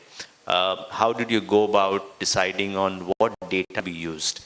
How did you go about testing the outcomes of that in terms of, we spoke about bias, we spoke about hallucination. So when data is ingested, how the outcome is getting tested to see it is accurate. How regularly you're doing it in terms of monitoring, and then of course how the board is overseeing that. So that's a kind of a framework which exists right now, and one can get it done. And like I said, it's not mandatory now, but I think we will see that changing. So I hope that answers your question on the framework which exists now. But if someone wants to take a shot at upskilling, else I can try and get to that. But I'll leave it to the...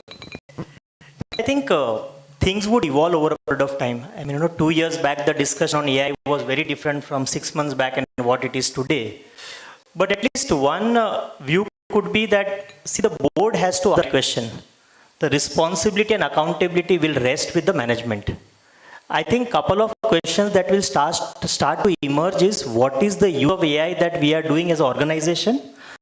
Are we not laggard on that to lose out on the benefits of AI? What's the cost to derive the benefit? More important, what's the security risk which is there? So I think maybe these are the kind of discussions which, as a management, we will need to apprise the board and give them the comfort, right? I see more as a reverse role, where rather than board getting to certain certification, first that onus would be on the management. And over a period of time, law also will take its course to strengthen it as the use of AI becomes more and more way of life. I like the idea, but I hope the board member doesn't listen to this and ask me this, and do you have a certificate? Yeah, and I think more than certificate, it's about every organization. I know many organizations, they have a lot of time being spent on training internally through outside courses. So I think organizations are also upskilling themselves and the employees around AI. So I think you keep kind of moving along and keep learning, because even this is changing so quickly. Yes.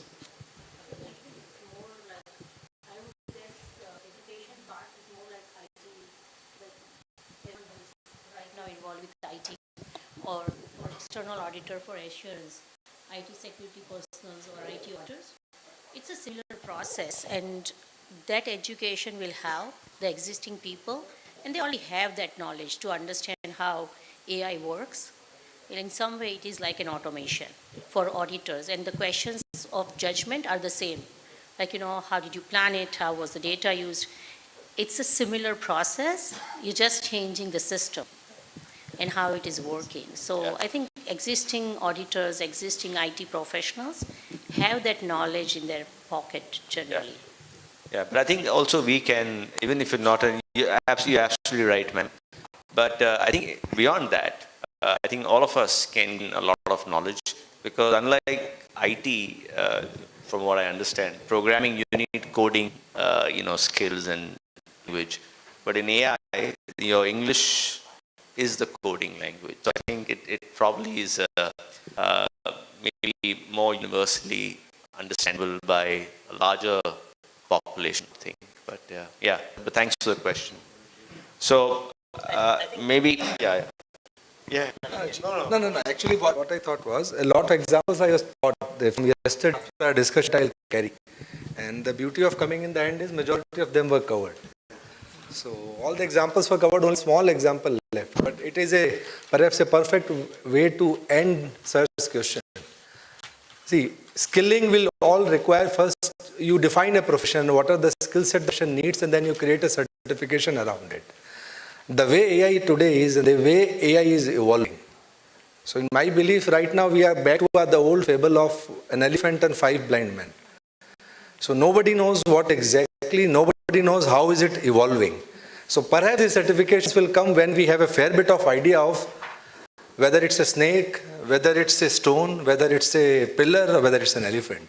So perhaps we need to wait for some time, but in the meantime, because AI implementation is very organization specific about what kind of job you are asking it to do, perhaps more efficient strategies to have is an organization's specific plan about training your own people in what kind of skill set you would like different roles to be. This is what we have started following in our organization. So, thank you for this wonderful session. Maybe the other questions, maybe after this, offline during the lunch hour. So, this today's morning session started with this session. We had wonderful discussion and addresses of the keynote speaker and the chairperson from NFRA. And of course, the follow-up session that was on TCWZ, which has really nudged all the stakeholders. It's not something TCWZ were not before the circular came into existence, but this has really given empowerment sort of mindset to the people, those who are TCWZ part of it. And there are mix of responses coming up, and we are still discussing over in the industry. And thankfully, on this particular topic, being part of the other industry bodies at the Apex level, we were first to take it as a priority discussion area during the conference. So we are still working on it, and would come back to all these stakeholders with your thought process and what more can be done going forward. And thank you very much for this wonderful, insightful session on artificial intelligence and how regulators, they are navigating it about it, and the industries are working around. There are the practical questions which have been discussed over the session. Thank you very much. I would request Mr. Kumar Subaiya, Co-Chair FICCI CFO Council, to please come on the dais and present a green certificate to Session Chair.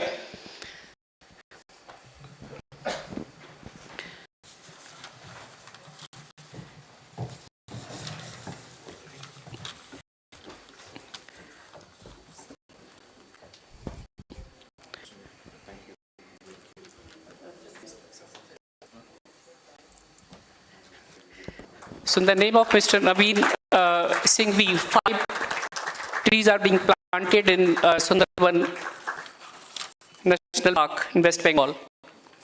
Thank you very much, all the panelists. Thank you very much, session moderator. Thank you, each one of you, for this wonderful participation, and I invite all of you over the lunch, join us out waiting for you.